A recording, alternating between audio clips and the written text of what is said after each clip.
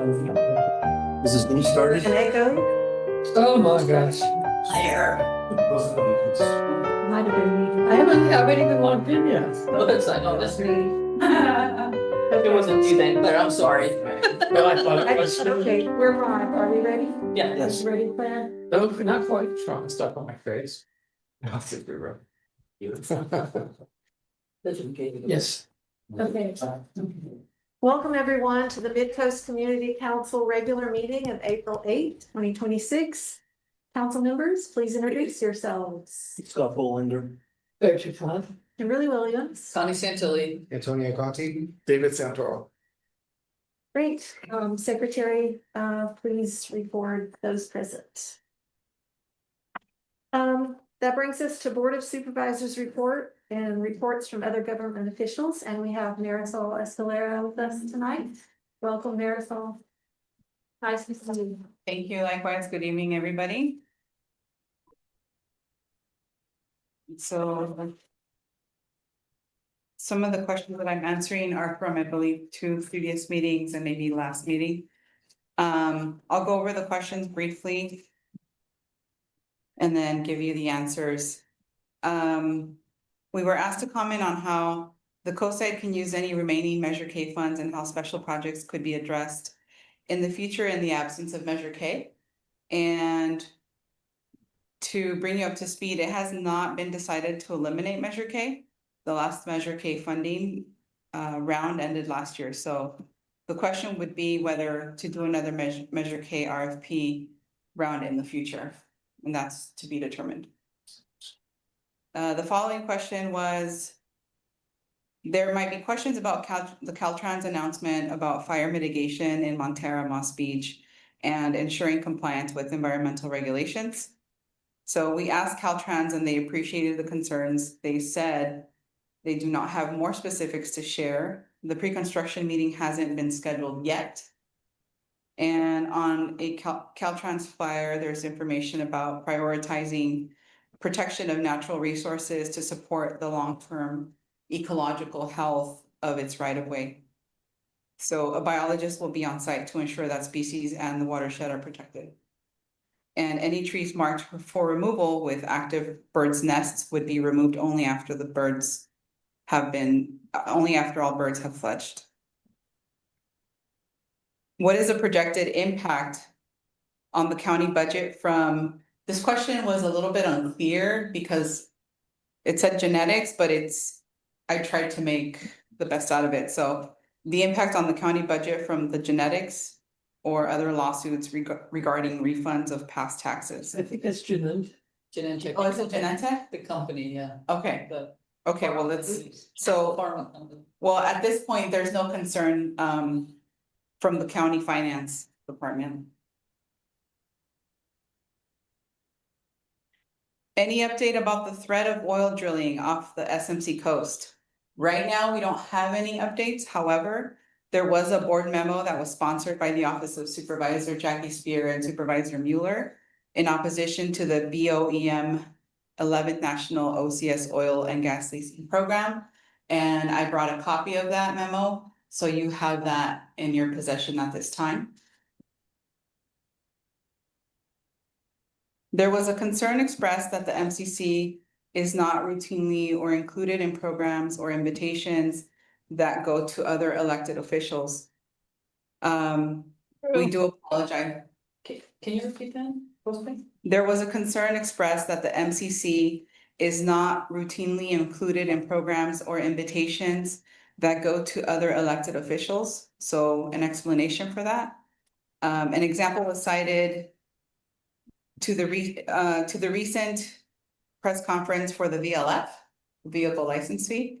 So we do want to apologize that you were not included on the initial distribution list. However, the invitations were sent to organizations with budget impacts such as workforce management, labor sectors, related programs like cities, unions, fire and law enforcement personnel. However, we will ensure you are included in future in communications. And the last point, I believe, is from maybe March 25th.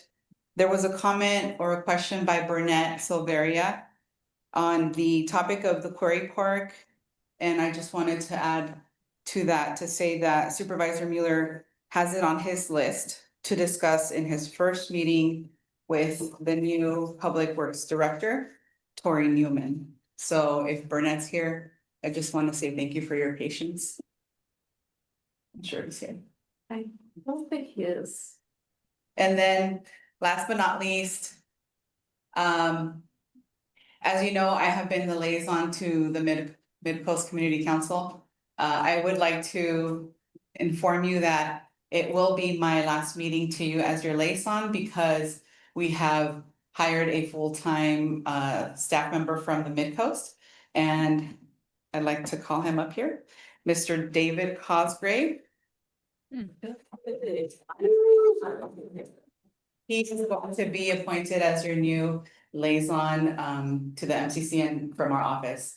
So he has been an El Granada resident for many years, and he's also been a former employee of the fire department, mostly on the coast, in the last 33 years. He's also worked with the Department of Emergency Management in the last 3.5 years, and now we are very lucky to have him on staff. So you are in good hands with Mr. Cosgrave. I think that in other cases where if he happens to not be available or sick or something, I may be a backup, but we haven't got to that yet, so. Hopefully I'm on vacation and not sick. For extra coverage, so, But He we'll will- still work with you on other things, right? oh, yeah, I mean, as chief of staff, I think you'll still have contact with me. But he will be working with you and with Connie, our chief legislative officer. If there's any questions that you have that perhaps were asked at a previous meeting, you can feel free to, send your questions 3 days in advance to David, and then he can prepare for your following meeting to have some answers if possible. Okay, great. I'm looking forward to working with you. She said I'm not a resident, so I'm only 4 blocks away, so we definitely have some shared vested interest in the coast. So, Thank you. Welcome. We're glad to have both of you.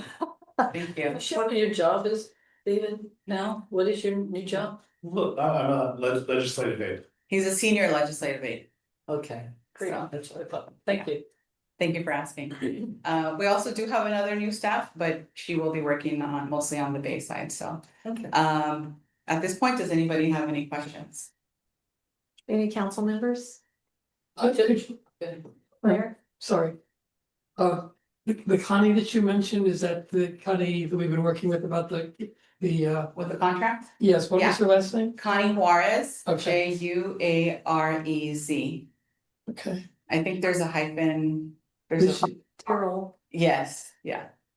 The other question I had related to your, thank you for saying that you'll include us in things that go out to elected officials. I got a thing forwarded to me today Mhm. that we were not included on, which was about, it's not like we desperately need to go to these things, but we'd like them to be in the loop. It's a thing about loneliness, in San Carlos. It's a workshop on that Do you know, got sent to all elected officials, but somebody copied me on it. do you know who the sponsor was? No, I don't know offhand. Okay, I'll look into it. It's Um, Josh Becker. Oh, okay, Senator Is it Becker's Becker? office. Oh, so that wasn't even you? Yeah, No, so okay, in that case, I would recommend if maybe Kimberly as the chair, you could sign up for the newsletters. And unless you already did. I am, and I get them in duplicate. Oh, okay. So I mean, sometimes I'm not aware of all their events, but we have enough of our own, but in terms of knowing what's happening, we can keep that in mind, okay, thank you. okay? Does Okay, anybody else have any questions? I see that there are, oh, Connie. So, just if you'd let us know, David, if there's anything we can do to help, get you acclimated to some of the things that we've been working on, be happy to. spend time. If you have issues that you want to catch me up on, I mean, we talked in our meetings. Yeah, but, we do a we'll little, talk more now. yeah, okay. Thanks. Any other council members? Okay, Thank you. online, Sid Young. Can you hear me or do I need to unmute? We can hear you. Oh, good. Go Okay, thank you. I have a question. What about Measure K? Are they gonna, if they're not gonna use the funding anymore, does that mean they're gonna cancel that extra percent or portion of a percent on the sales tax? I don't know if I can answer that, but for the most part, right now, that hasn't been decided. So basically, they just might not to give any funding out. They're just gonna keep collecting it at this point. Potentially, I'm not sure where the money could be put towards. That would have to be a question that I would have to ask our finance office. Can you let us know? That'd be Sure. interesting.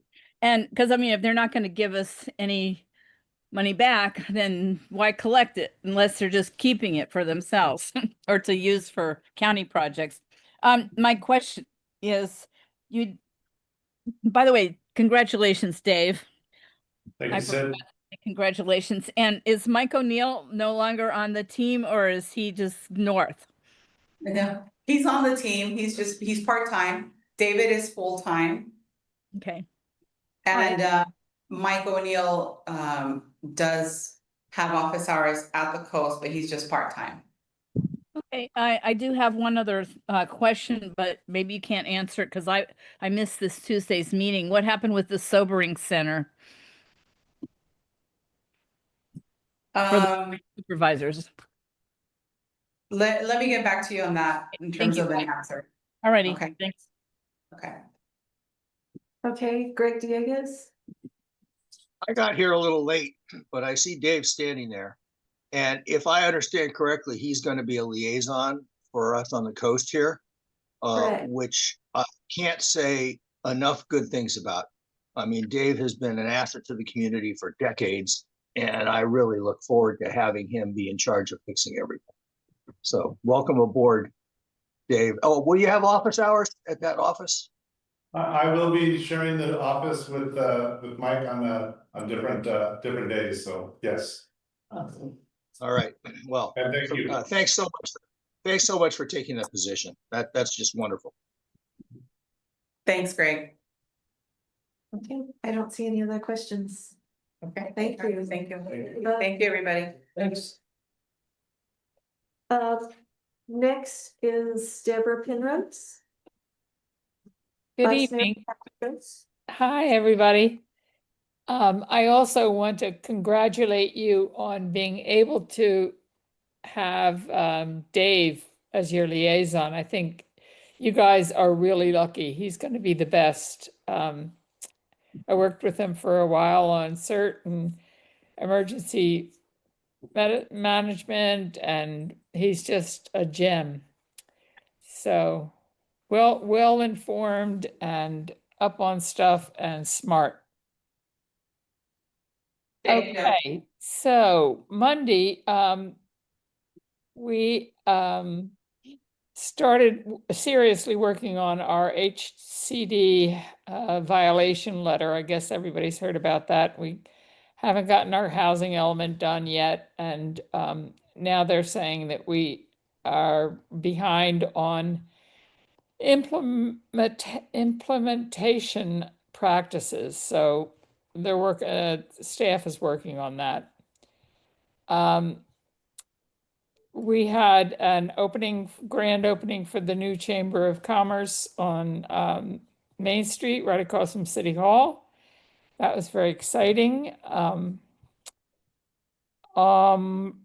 On Friday, the mayor met with Ray Muller, LAFCO, and Daniel Theobald's team on the Bay City property annexation issue. So there's more talk and more to go on that, a lot more to understand about it. And I think that was we hired a couple of new assistant planners, which is good. We need them. I think that's about it for what's going on. Thanks, Deborah. Are there any questions from council members? Connie? Hi, Deborah. Hi, Connie. You were mentioning a couple weeks back that you guys were gonna be going through your list of priorities now with the new council. Have you guys gotten to that yet? That for We the haven't, coming? no, we haven't gotten it figured out yet. It's still in the works. Okay, if you just let us know when you get that, that'd be Oh, of great. course I will. Yeah. Thank you. Any other council questions? Sid Young, do you have a question for Deborah? I had my hand raised for uh, public official, sorry. Oh, okay. Speak. I don't see any other questions, so thank you, Deborah. We Thank appreciate you. you coming to our meeting. Okay. Sid, you had a report for us? Yes, just got back from Sacramento. They had the special districts week this week in Sacramento for I don't know if everybody here knows what a special district is. That some people don't understand that, they think the water and the sewer comes from the city, which of course in the unincorporated coast side does not. So there's a lot of special districts that run the wheels behind the scenes here. Serve on Montero Water and Sanitary. There's also GCSD, CCWD for the other water agency, et cetera. So every special district had the opportunity to attend legislative week up there. It's not week, but it was at least 2 days. Um, and we attended legislators' offices of Mark Berman, Josh Becker, Patrick Aarons, Scott Wiener, and Catherine Stefani, and delivered packages and our stances on different laws that are working their way through the legislation. Like there were two on AI, which we're opposing, and a couple others that will affect special districts.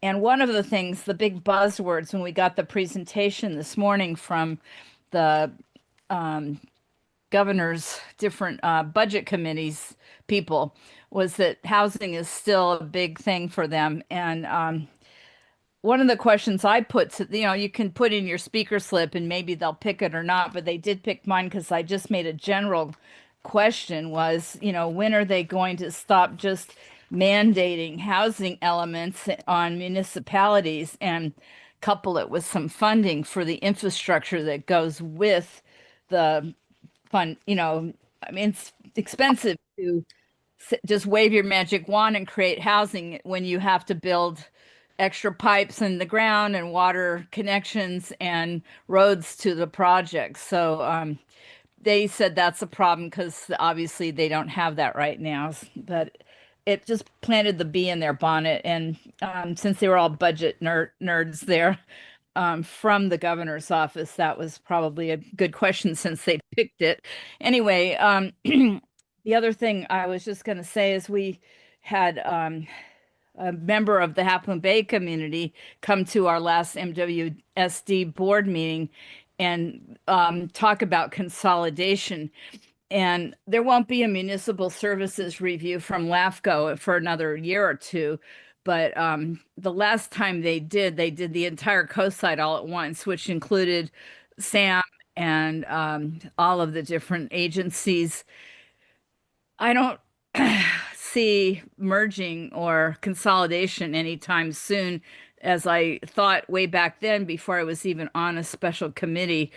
I mean, a special district. I always thought, how can you stitch together all the disparate districts? Because, for instance, GCSD is a parks and sewer district. We are a water and sewer district. The city of Half Moon Bay is a city, and we're not incorporated, but they are. And then, of course, the SAM treatment plant is a JPA. And CCWD is their own special water district, but they purchase a lot of their water from Hetch Hetchy. So they're, anytime Hetch Hetchy wants to make repairs like they're going to at the Pilarcitos Dam, that causes their ratepayers to have to pay a whole lot more money. Whereas MWSD is water independent because we have all our own water. So I don't know if it's, even consolidation would work, but that's something LAFCO will look at when they do their municipal services review. So time will tell. And even if LAFCO says, yeah, there should be some consolidation, it's still up to the voters to decide. So that's all I have for today. Oh, and the other people that were up there was some people from the Harbor District. I saw Jim Pruitt up there and Catherine Slater Carter and Virginia Chan Corrali. I ran into them too. So that's who was at the legislative working on your behalf in Sacramento. Thank you.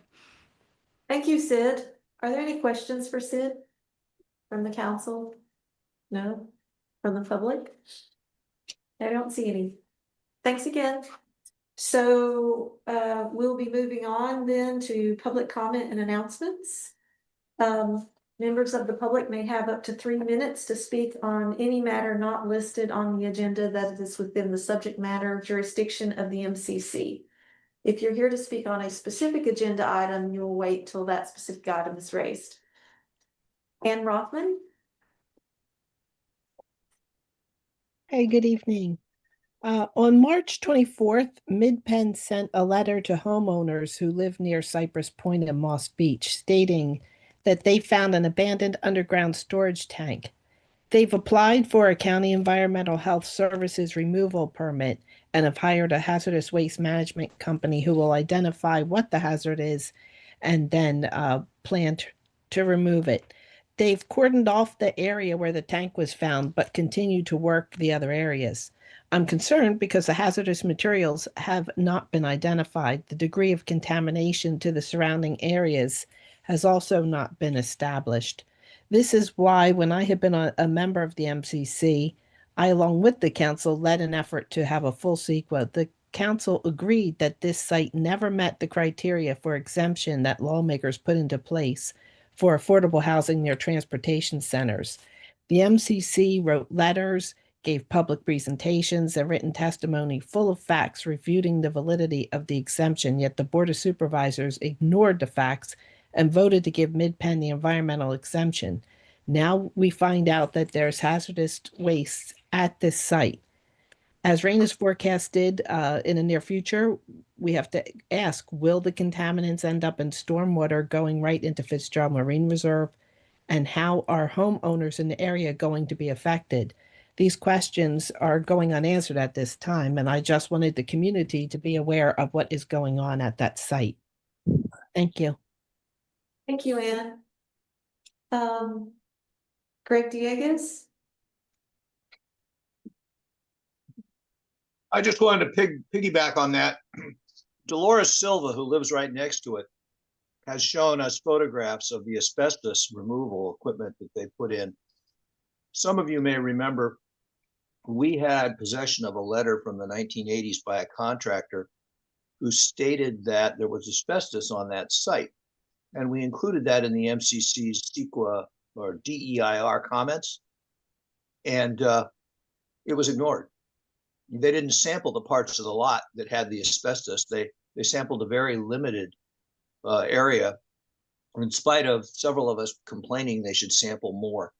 So it isn't just whatever is in that storage tank. There's also been pipes found with asbestos. And to Ann's point, I don't think we know whether any of that is flushed down into the Montera Creek and the Marine Reserve, but it's just punctuating, how can I put this, the inadequate evaluation that was done of the impact of Cypress Point when they put it in. Just wanted you to know that asbestos was also an issue. Thanks. Thank you, Greg. Sid Young? I just want to piggyback on what Greg and Ann Rothman just said, because I read Dolores Silva's letter as well. And she had talked with some contractors on the site, and they said she was asking them about the stormwater retention. And they said if it's not adequate, it's going to run out onto Highway 1. And of course, that means it will eventually run down into the creek and into the Marine Reserve. And that was one of the issues that I had a long time ago. And they brushed that aside too. And there is no storm drains along there, even though the original plan was to put them into the storm drains in Carlos Street. So I think the asbestos is an issue for me. The fact that they're just plowing up the dirt like crazy over there and changing the topography that raises up the sites of the homes, whereas they were supposed to be kept at a certain height, and then they adding more soil to build up the foundation height to begin with. So, I mean, she put all that in her letter. I don't know if you guys got a copy, but it would be worth having MidPen come and kind of try to answer some community questions for us, because all of our issues that we talked about, they brushed aside, including the storm drainage, the water runoff from the property, and of course the asbestos. Thank you. Thank you, Sid. Dan Haggerty? Yes, good evening. I don't want to belabor the issue of the asbestos. I agree with comments of Greg Diegas and Sid Young, and I'm concerned that this issue. So yeah, it's a tough one. Please do the right thing. Thank you. Thank you, Dan.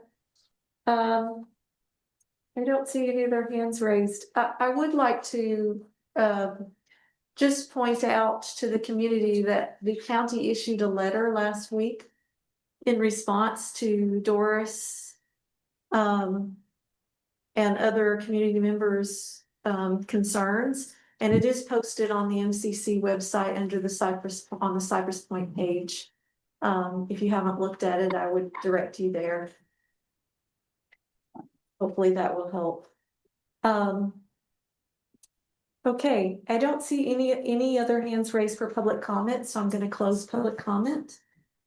I'd like to make one announcement that Congressman Liccardo's office is conducting a survey to rank coast-side infrastructure priorities. And if you haven't responded to that survey, the link is on the MCC website on the blog. And you can find it there to take the survey. And that brings us to the consent agenda. May I have a motion to approve the minutes? Second. Do we have a first? What were they, what's the date of the minutes? I can't remember. March 25th. So I move that we approve the minutes from March 25th. Okay, Second. Awesome. please call the roll. Okay, so we're voting to approve the minutes from March 25th. Scott? Yes. I vote yes. Kimberly, Yes. Connie, Yes. Antonia, Yes. David. Yes. 7-0, 6-0. Okay, approved. Thank you. And that brings us to the regular agenda. We have two guests with us tonight to talk about the sewer force main replacement project along Highway 1.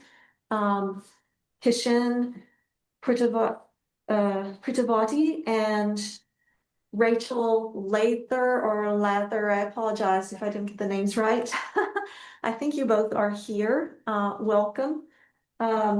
Christian is the general manager at the Sewer Authority Midcoast, and Rachel is a principal engineer with SRT Consultants. So I'll let you take it away. Welcome. Thank you very much for giving us an opportunity to present this project. I do have our engineering consultants, SRT consultants. I have Tanya and Rachel, and I also have our public outreach being done by Alison Costama. She's also present. So if I may be allowed to share my screen.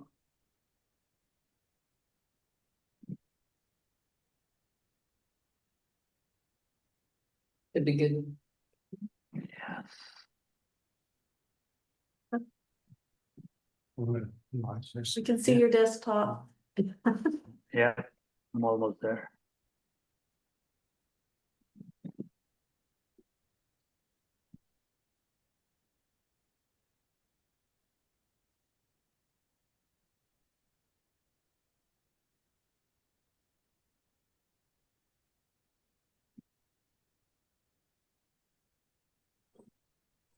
Are you able to see my screen? Looks great. Okay, very good. Thank you very much. And I'm going to start off this presentation with a couple of slides, followed by Rachel, who's going to take over and giving more details about the scheduling, roadmap, and other things. So before I start off with the presentation, I would like to extend the invitation to all the council members as well as the public for a plant visit. Anybody is allowed any point of time, just give us prior information. It could be any day of the week, any time of your choice. Just call us and let us know, and we'll be happy to take you all around the plant. And feel free to pause me and ask any questions, anything comes up. Thank you. So Sewer Authority, Midcoast side, I'm not sure how many of you know about it, but I just thought I'll give you a brief introduction about it. It is a joint powers authority, a coalition of 3 entities on the Pacific coast, located in the south of San Francisco, of course. The 3 agencies are City of Half Moon Bay, Granada Community Services District, and Montara Water and Sanitary District. So we have the SAM itself owns 3 regional wastewater pumping stations. Then we have 6.5 miles of force mains and interceptors, which is typically called an inter-type pipeline. Of course, we have our wastewater treatment plant and the ocean outfall, because whatever water we process, the sewage that we process in the plant goes into the ocean as an ocean outfall. We provide wastewater treatment services and contract wastewater collection services for approximately 30,000 people in all these communities, basically City of Half Moon Bay, El Granada, Miramar, Montara, Moss Beach, and Princeton by the Sea. So our main aim is to protect public health and the environment. This is basically our mission. Our core facilities, as already indicated, is the IPS, which is the intertie pipeline system, and the wastewater treatment plant. We are located in Half Moon Bay, and we treat all the sewage from homes and businesses. Our facilities work 24/7 to ensure human waste from toilets, as well as wastewater from showers, any business processes which do not reach our coastline, or ocean without appropriate treatment. Now, to give you an idea about the project background, we call it the Sewer Force Main in Montara, or FMM for short. This collects and transports sewage from the north, from Montara, Granada, and North Half Moon Bay to the treatment plant. The IPS, which is the intertie pipeline, which includes 2 miles of original ductile iron. This has been in continuous service for about 40 years, and it has approached the end of its useful life. We have had multiple failures and spills over the past couple of years, and that resulted in a consent decree from ERF, which is Environmental Research Foundation, and they have a consent decree which requires us to replace this pipeline by June 30th, 2027. So the right side, I've shown you the map, which gives you basically the area of the force main project replacement from Vermont Avenue in Moss Beach, south along Highway 1 to just south of Capistrano Road. So SAM entered into a design-build contract with McGuire and Hester and M&S Consultants in November 2024. We actually sent out an RFP, and we did an RFQ first and then an RFP, and selected this contractor, took it to our board, and awarded this project in October, November 2024. Design and permitting have been progressing, and an ISMND was circulated for 30 days, ending February 27, 2026. Now, what is an ISMND? ISMND is basically an initial study / mitigated negative declaration, which is basically a California Environmental Quality Act. It's a CEQA document, which is used when a project initial study has been done, and the initial study identifies certain potentially significant environmental impacts, but revisions or mitigation measures can reduce these effects to a less than significant level. So that is where we are right now, and we've already put it up on the website way back in February, and it's completed the 30-day public review. We intend taking it to our to the SAM board on the 27th of April. So I'll pass it on to Rachel, who can take it from here and walk you through the schedules and various parts of the project. Over to you, Rachel. Thank you. Can you hear me? Yes. Oh, good. I'm on my laptop, so I just want to make sure. One of the things I thought about when we were putting this slideshow together is I was wondering if anybody understands what a design build contract is. I could explain that a little bit. It's a way, because we had such a short deadline to construct this project, it's a way to expedite the design and building of a project, getting the permitting, because you have the contractor and an engineering designer working together with the district, and I'm representing the district as the engineer working with them to make sure that the project's designed well and moving along faster. You don't have to do, put out the bid or put out the RFP, the request for proposals, wait 6 weeks, go back to the board, finally hire somebody to do the design. And then you have to do that all over again when the design's done and the contractor may not like the design and want changes. This just makes it much more logical in a way, because you can get everybody working together from the beginning so that there's hopefully no glitches in the design and the construction. The other part is that we were able to interview the team. So it's an engineer and contractor team.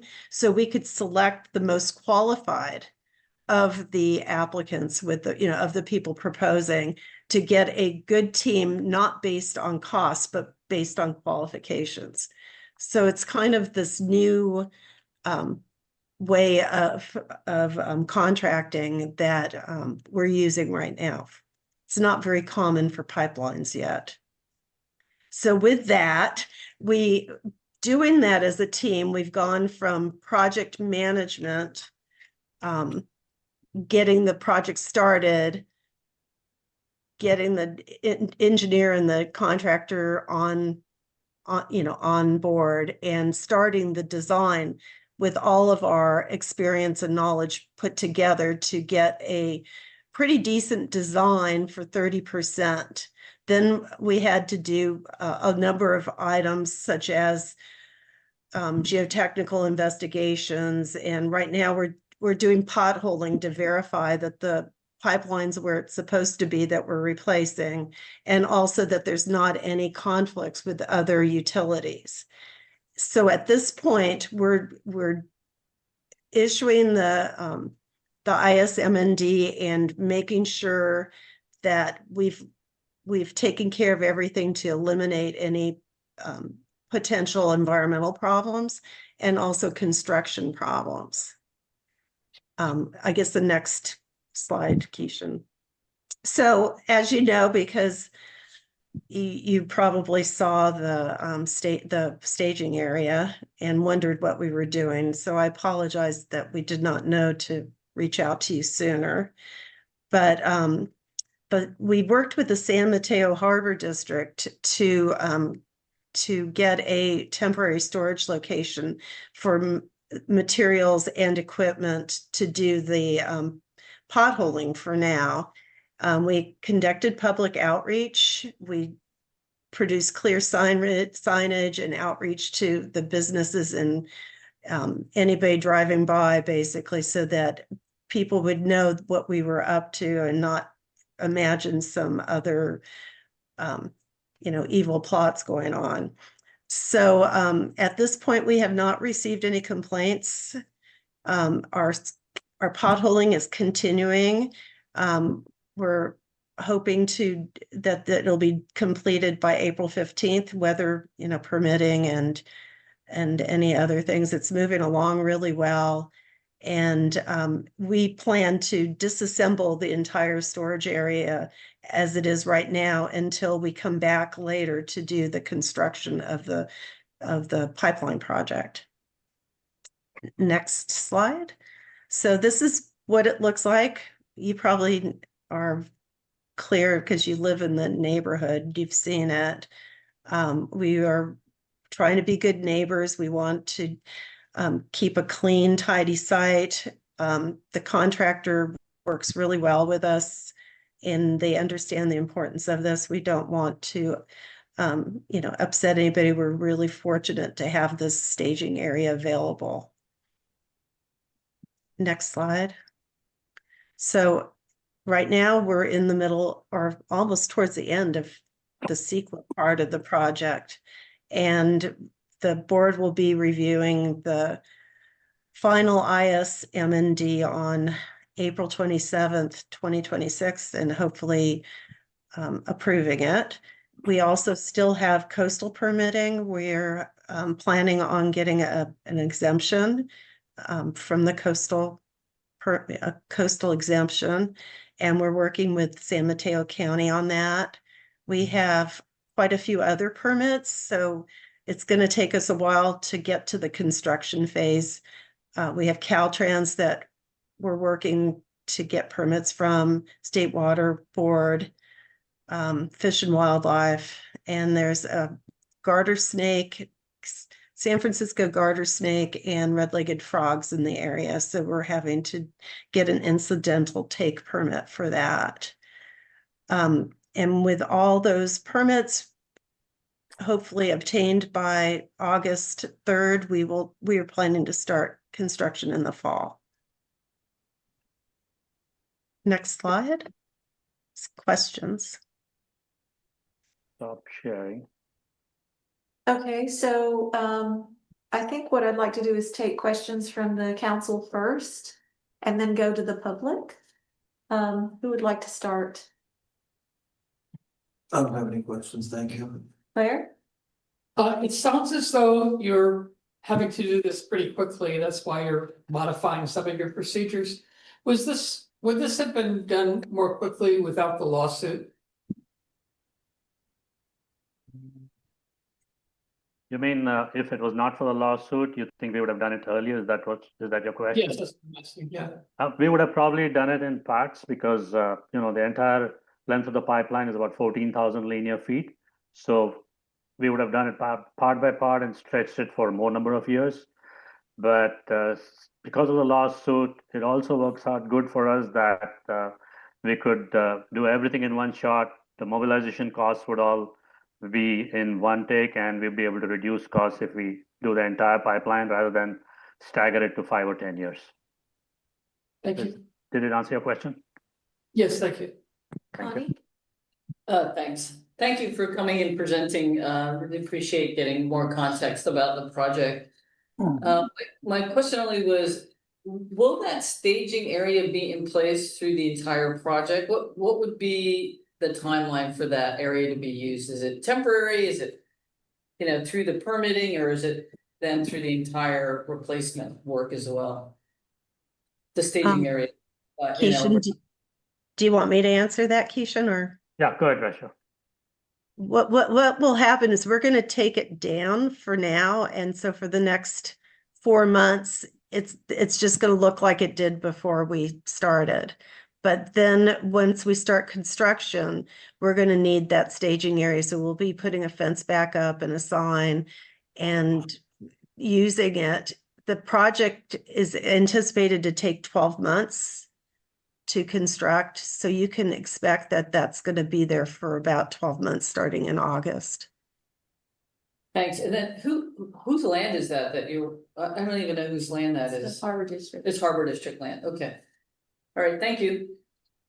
Tony? Yes, I did have a question. Thank you for your presentation. As far as the road repairs go and the potholes, are you going to be using a contractor or will you be doing the repairs yourself? Is there going to be any sort of warranty on the road? Or is it just going to be significantly impacted and then just kind of left? Because I've seen some repair work that's been pretty shoddy lately. So just curious about if there's any sort of warranty or anything on the road work. Yeah, this is being done by the contractor and they've not yet completed it. We will ensure that by the time they complete it, it will be in the same stage as it was before they started it. Thank you. Okay, David? I'm unsure, just from the map of where actually the replacement of the pipe is it all along Highway 1? Is that, Correct. what is that? Go ahead. It'll be along the side of the road in the Caltrans right away, but not in the middle of the road. There are a couple of crossings, but they are supposed to be trenchless, so we will be doing auger board. Basically, putting a pipe in under the road, but we will not be cutting through the road. There is one location where we will most likely have to excavate, and that is that Capistrano Road? Yeah. Yeah, because that's where the tie-in is for the pump station. And just to let you know, there's already an existing pipeline which is actually passing sewer to the SAM treatment plant. This was installed way back in the 70s. So that is being now replaced with HDPE because the earlier pipeline was ductile iron. And that's the reason why it's been failing in part because it's reached its end of its useful life. So we are now changing it over to high density polyethylene pipes, which have a longer life. When you're at the construction phase, what are the hours of operation? Is it during the day, at night, 24 hours? It would typically be during the day, but if there was any Caltrans requirement where it would be closer to the highway, then of course it would be during the late evening hours, but we'll have to coordinate with Caltrans and make sure that impact to residents and everybody else will be minimal. Okay, thank you. Okay, I know you've asked me, but I can ask a go question. ahead. Well, when you're putting the new pipes in place and removing the old ones, will there be a disruption in service? No, we would have temporary bypass pipes so that service will be ongoing. We've done a similar thing going down south. I don't know if you were familiar with it when we had done it in the Granada area, Granada Force Main.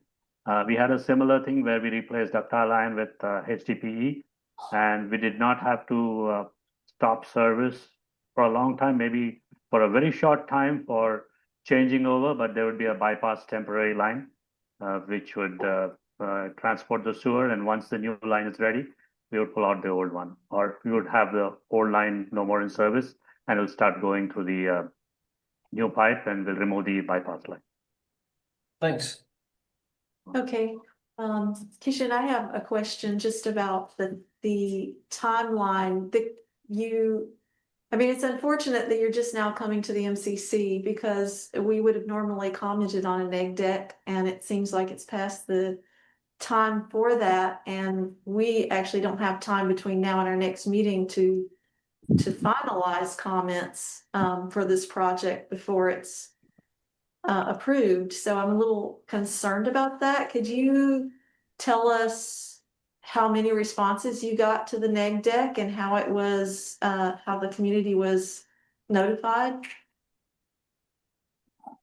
Michelle, would you like to take this? That's fine. Yeah. I was just checking to see if Deborah made it. We had 3 comments. They were from public agencies to the neg deck. To the circulation of the ISM&D. We So also had directly to them? We posted on the state clearinghouse site. We sent directly to who sent it directly to those agencies. We also posted in a public paper and on the SAM website. Okay. Rochelle, can I add? Sorry, we also posted on Nextdoor. There's a project. Hi, Allison. There's a project webpage on the SAM website. It was noticed during the SAM board meeting that was the comment period. And in particular, it was posted on the SAM Nextdoor page so that went to the entire SAM service area. Okay, that's helpful. In future, it would be great to have the MCC notified as a public elected body who represents this unincorporated area. I think that's a big omission. Sure, we'll keep that in mind. Is there any chance that, I mean, obviously we have this forum now that we can submit, you know, you will hear our comments, but is there any possibility that we can submit any written comments between now and the meeting? Yes, you can submit written comments, and we have until the 17th to publish the final ISMND. So if you send comments to us quickly, we can have our consultant, the environmental consultant, respond to them. Okay. In the ISMND. Thank you. Yeah. Can I add? Sorry. Can I add also? The documents are still available on the project webpage on Sam's website if you'd like to look at the draft. Right. Yeah, so 17th is the date when what Rachel has mentioned, but since we are taking it to Sam board on 27th, we could also get comments from you direct, send it to my email to Sam, and we could either read it out at the Sam board meeting on 27th or respond earlier. Okay, thank you. I'd like to go to the public for questions. Greg Dieguez?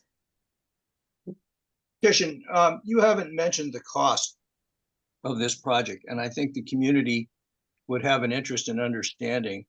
From the meetings I attended, it appeared that this cost has increased markedly in the past few years, and I wonder if you could describe what the original estimates were and what they're looking like now, because it's going to have an impact on all the ratepayers here.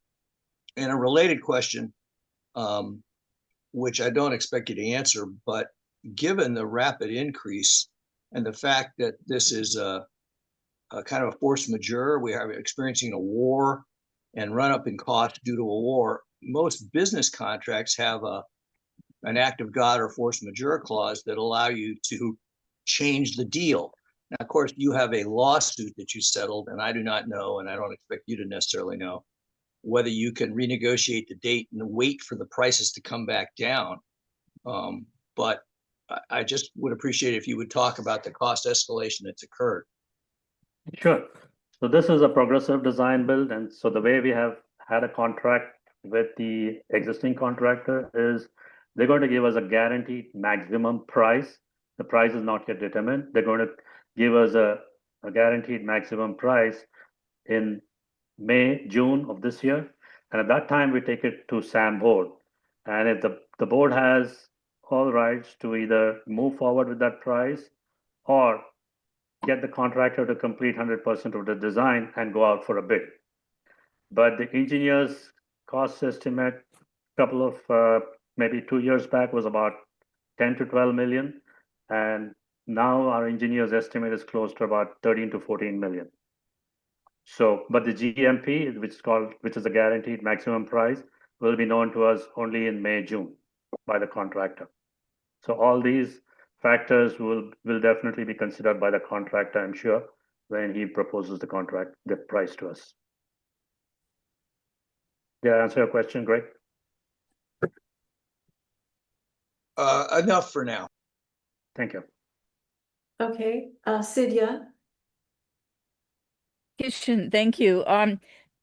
Somebody asked you if this was delayed because of the lawsuit, but they might not have mentioned or in their question that there were 2 lawsuits, one with the environmental group ERF, and then of course the big lawsuit, the ongoing lawsuit that lasted from 2017 until 2026.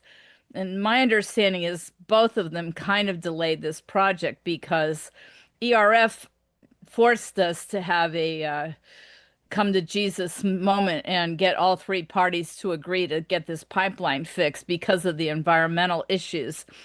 But other than that, who was going to pay for it was the ultimate decision of the final lawsuit of the three entities. Is that correct? It is no way impacted, Sam. We decided to move forward with the project. All the three agencies had signed the consent decree, so there was no stage where something was stopped or they'd all agreed upon the consent decree and signed, so we are moving forward. Well, the consent decree was because of the ERF lawsuit, not because of the lawsuit that initiated by Half Moon Bay that started back in 2017. Just the cost delay over time caused all the increase in prices, right? Yeah, so these two lawsuits are nowhere related, I would say. The consent decree, which was from ERF, was signed by all the three member agencies of the JPA, and all the member agencies decided to comply with the consent decree. Right, thank you. Okay, Michelle Dragony?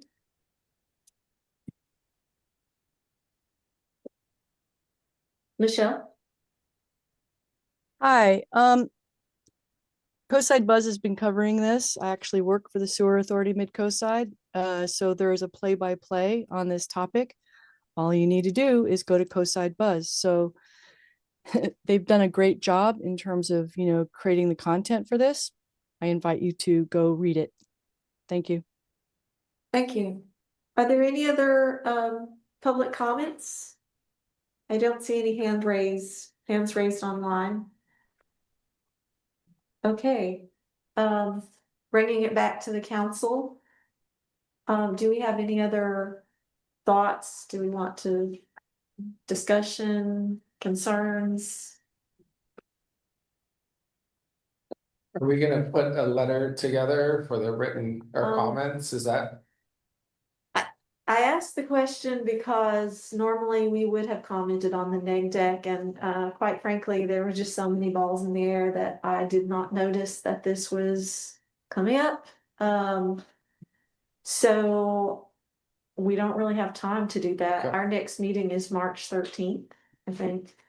April. Oh, April sorry. 13th. April 27th, I think. 23rd or 22nd.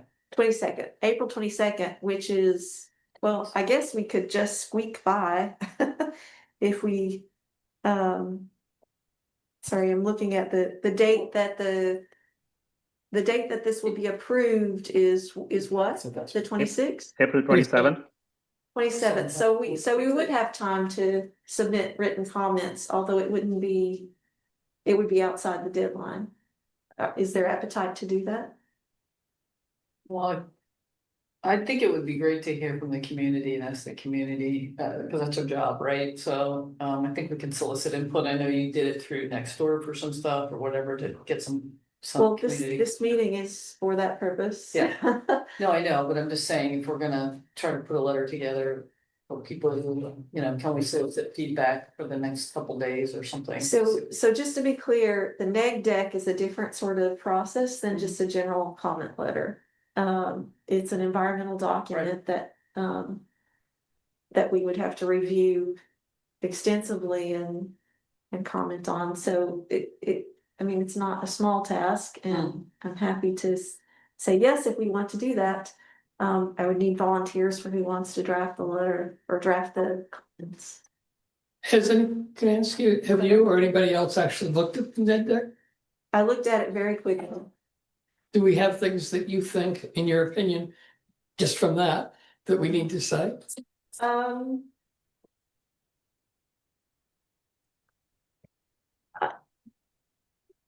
on the fence about it. I mean, it's pretty far down the road already. There are some concerns with the red-legged frog and the garter snake take, but and there are other things community members brought up that we could emphasize. Can I make one comment? Yes. It's gonna go in the same place as the old one, right? Mhm. If it don't do it, it's gonna be a lot worse because it'll continue to fail. And Right. the sewage is gonna be heading out there while I'm. Comments would be about how it's conducted. Not Yeah. the need. Yeah, okay. It wouldn't be whether we need it or not. I know, but I wouldn't want to slow the process down or anything like that. Right. So as long as they're mitigating any environmental impacts, which I believe they might be, I think we're okay. That's my opinion. Well, how about, I mean, if the council wants to do this, how about? Excuse me. I think someone's unmuted. How about what we do is assign 2 people to look at it and well, actually, we need to decide whether you want a full report or not now, or because we won't have time. You mean do a review of the neg deck? We'd have to do a review of the neg deck between now and the next meeting, and 1 or 2 people would have to put together comments for it, which we would then review at the next meeting and finalize and send. But there's a lot of ifs in there. There's a lot of ifs. I mean, it could be that we come back and we found nothing that we were overly concerned about, in which case our comments would be minimal. Or there could be things that we think should be called out. So, I mean, if you want to do that, I will get together with somebody and try to go through it. I've done this before on neg decks, and I'm not an expert, so I don't know how to judge some of the statements that are made in there. Some are crazy, some are. Well, it's a government process, so it's not, Yeah, no, I was confused by it, but I mean, if that's what we want to do, I would take a stab at it with somebody if you wanted to sit down for a couple hours and look at it. Okay, are there others interested? David, what do you think? With the short time frame, I would be okay not going through the process of going through the document and getting comments, just because it's a short turnaround. It seems like they've got public comment, might not be coming from the MCC. That's just kind of my thought with the short time frame. Okay, Tony? I mean, I'm happy to take a stab at it. I'm not super familiar with the process. I'd be happy to volunteer and, look at it with you, but I also agree with David. I mean, it is a pretty short time frame. Public comment has already been, addressed. Okay, How many pages is this neg deck? that I don't know. It's anything like the lighting. It's 114. That would be a lot more extensive. I see it over there. I can't figure out how to raise my hand. Is it okay if I Please would go it be- ahead. Would it be helpful for you to see the comments that were given to us from Fish and Wildlife and the other agencies? It may be that they've already addressed some of your concerns and had us change things. Do you have those handy to share with us now? I can pull them up really quick. Yeah. Yeah, I think it would be good to get as much through this meeting as we can. Yeah, give me a minute. You guys keep talking and I'll find it and come back. No, I just want to look at the size of the material. It's quite extensive. I would say probably too hard to ask. Yeah, I did a 2 couple, days or I've 3 done days, it so- before with this Yeah. group, and I'm like, Yeah. I don't think that's I really understand what the expensive. questions are. I'm Yeah, not clear, I don't have the expertise in that, Claire? so. I could let it go. Okay, okay, I'm hearing lukewarm. Yes. It's just too big. It's big, right? Yeah, Well- Alex said it's 554 pages. I know, it's Yeah. so big. I'm gonna probably change my mind of my enthusiasm about doing a neg deck. But at this Before I time, signed up, I was Oh like, my God. before I offered, I thought, let me go. the one I looked at was 27 pages, and it was, No, it's, the last one I looked at, okay, 500, all right. is it Rachel or Rochelle? It I'm is sorry. Rochelle, but it is Rochelle. honestly understandable that you would think it's Rachel, so. Sorry. You- Did you look? Yeah, I have a summary in a document that I could just show you of what Okay. was asked and what if that would be helpful, or I could, email it to you at another, like tomorrow, but, let me see. I'll try to share my screen. If there are just highlights that you could point out to us, maybe that would be helpful. Is she? Okay, so this is the summary of what was provided to us from the California Department of Fish and Wildlife. And they wanted to make sure that we have mitigation measures for the bee, the Crotch's bumblebee. Also, there were some concerns. We had a meeting with them, and they were also concerned about the garter snake. And we added mitigation measures so that we would be, more careful about the red-legged frog. They weren't that concerned about the red-legged frog, but they were really concerned about the garter snake. And so we're going to have monitors on site at all times to make sure that we have properly protected them. The other one, Caltrans had some concerns about their about cultural resources. We did reach out to the tribal leaders in the area and had a consultation and added some requirements for training for cultural, not just the resources, but being understanding of the issues, because they wanted us to have more than just knowing what to do when we find a resource, if we do. County of San Mateo let us know that we were supposed to talk to you, and had some other minor, some other mitigation measures that had to do with biology and TMDLs, and we addressed those in the mitigations.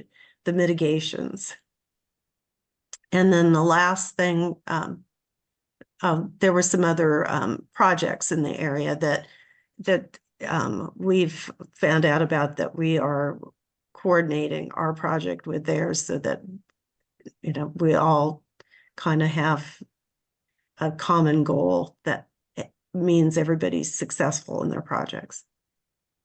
Could you say what those projects are? One was Moss Beach, and then project on State Route 1, and the other one is Caltrans is doing a number of So the roadway. projects, yeah, for accessibility, I think, and sidewalks. Okay, it's just those two. Yes. Okay. I don't know if this helps you, but at least you have an idea of what's already been addressed. This helps me, thank you. Yeah, that was great, thanks. Okay, thank you. Yeah, You're but welcome. we also wanted to emphasize that, the construction impacts will actually be very, very minimal to any traffic. There'll be limited traffic impacts. It'll not be on the highway one. It's on the west side, right? of I the think highway? he froze, but it's going to be, I think. it's going to be on the west side and part of it, and on the east side on the other part. We have to cross the highway to follow the alignment of the existing pipeline. Is that at Capistrano where you cross the highway? Yes. Okay. That's all the way again, though. Are you gonna do that after Caltrans paves the road? No, we're trying not to.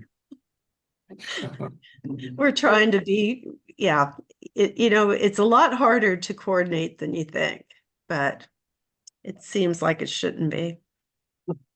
And also, is it no concern about the Cypress Point work going on at the same time as this is going on? No, this is different.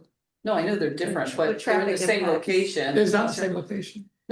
And so it's not along one, that Cypress Point is not traffic, Cypress Point is like inland. 3/4 of a mile north of this project. Oh, it's above where it Yeah. starts. Well, Oh. well, this project is in different parts, right? So I think the part we're talking about is this section that comes partway through Moss Beach all the way to Capstone, Or Vermont, down. Vermont. So Cypress Point is above Vermont. Yes. Oh, okay, it's north of Vermont. Okay. That's why I was But it's a asking. good point that there will be traffic traveling Multiple along projects. Highway 1 With for that multiple project. So, construction work going on at the same time. That's what I was thinking. are there any other, Claire? I'm encouraged that San Mateo County said you should talk to us. I think if you take away that you should always come tell us what you're doing, and that would be a great takeaway. Are there any other questions or concerns? I do have one question. David? The size of the replacement of the sewage pipe, is that the same size? Is it larger? I just know with growth on the coast side, I'm assuming we may need a bigger.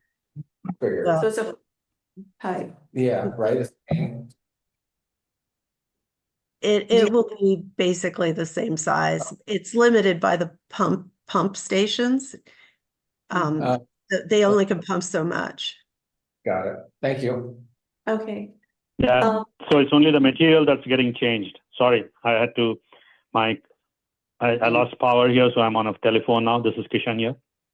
Okay. Oh, Thank you. we can hear you loud and clear now. Yes. Okay. So what I'm hearing from the council is that we're okay with this proceeding without comments from the council. Correct, yes. Yeah. Yes. Okay, I think that's it then. Yes. Thank you for coming to talk to us. Thank you. We really Keep us appreciate updated. it. Keep us It was updated. very helpful. Yeah. Okay. Thank you very much. Thank you. Okay, that brings us to the next item, which is the grant application for improvements to Main Street in Montera. And I believe we have a draft letter to consider, and Chanda Singh might be here with us. I am here. Yes, Hi, I'm here. Chanda. Hello. Hi.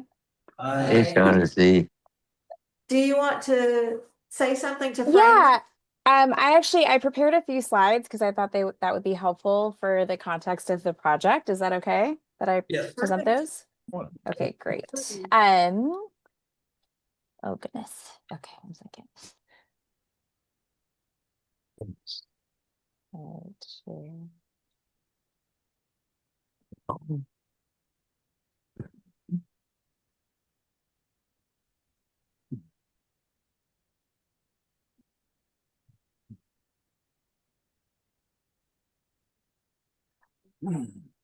Okay, can you see this? Yes. Okay. Oh, the subtitles. Okay.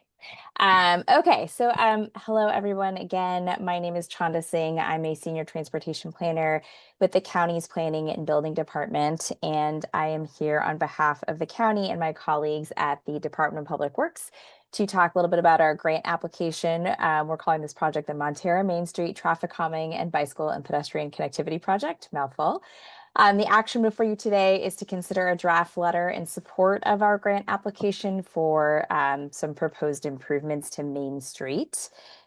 So the opportunity that we are seeking funding from is through the City County Association of Governments, CCAG, with Transportation Development Act 3 funds.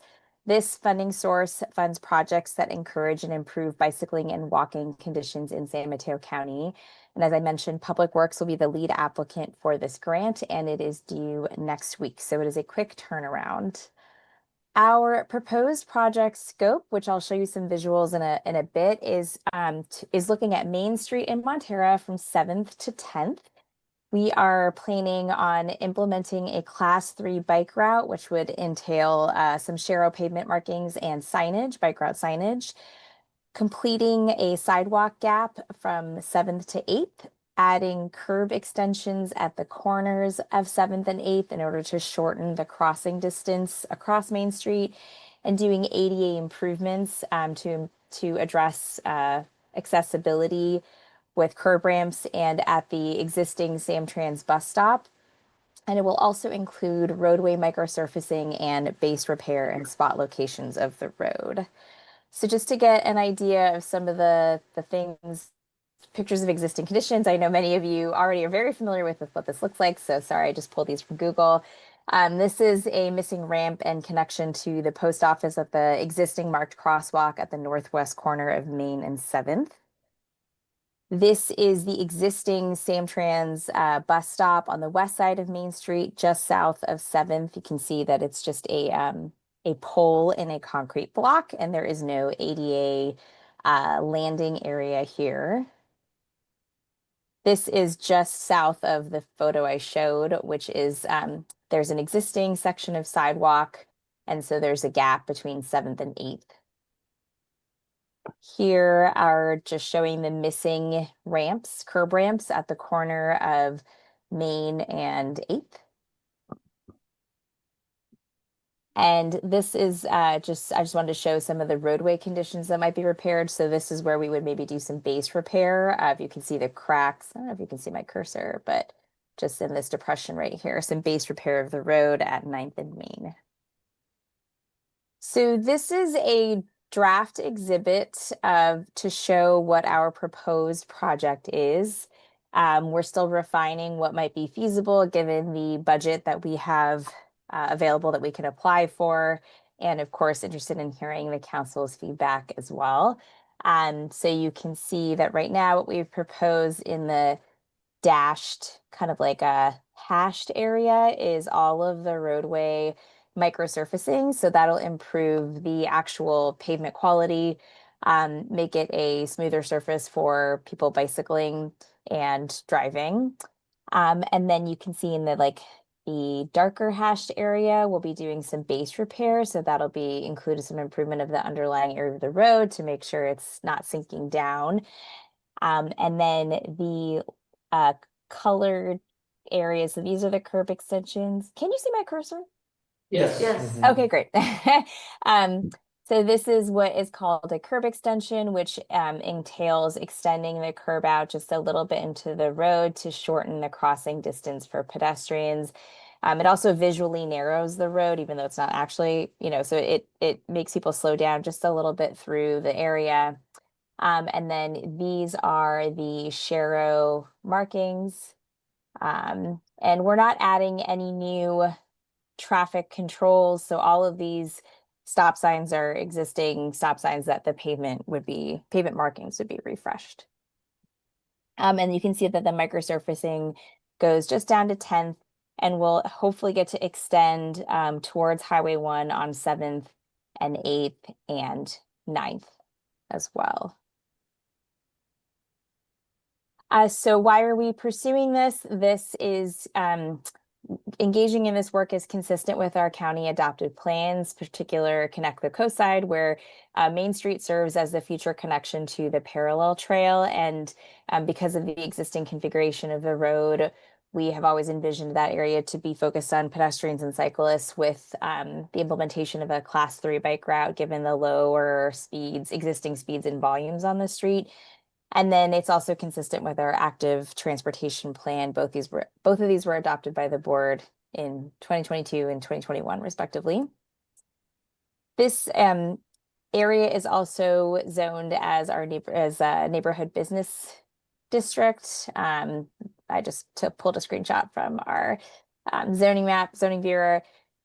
So we think this project will help support access to local businesses and specifically the post office and safe routes to school, including a future connection to Moss Beach through the Moss Beach project, which I spoke about 2 weeks ago. So with that, I'm happy to answer any questions prior to your decision making and happy to go back to the slide with the proposal if that is helpful. Oh, thank you, Chanda. Questions from the council, David? I don't have any. Tony? I do. So, thank you for the presentation. In the slide, I think it was, where, it showed the colored part coming out into the street. Does that narrow the street significantly? Are cars gonna have to kind of, drive into the middle lane to go around the new curves, or is that something where there'll be plenty of space? No, it's not changing the lane configuration. So right now there is parking, travel lane, parking. And really all the curb extension is doing is taking the place of or going into the area where there is typically not parking allowed at the corner anyway. So it's just sort of taking up a little bit more of that space to slow people down when they're turning and shorten the crossing distance. So they won't need to go into the opposing lane of traffic in order to turn. Okay, thank you. Okay, Bonnie? Thanks, Sandra. It's nice to see you again. Is it that, how do you prioritize the recommendations from Connect the Coast Side? Or do you go through, like, how do you decide which ones you're going for funding for, I guess is, because we've got lots of challenges with transportation or opportunities for improving in terms of connection, and I'm really glad that we're doing it. So I'm just curious what criteria you guys use for prioritizing which ones you would go after for funding. It's a good question. It's not an exact science. So in the plan itself, we had a sort of a projects that we would pursue funding for first. So like the Moss Beach project and looking to do some of the preliminary planning that would be required of the intersection controls was like a first step that we had identified.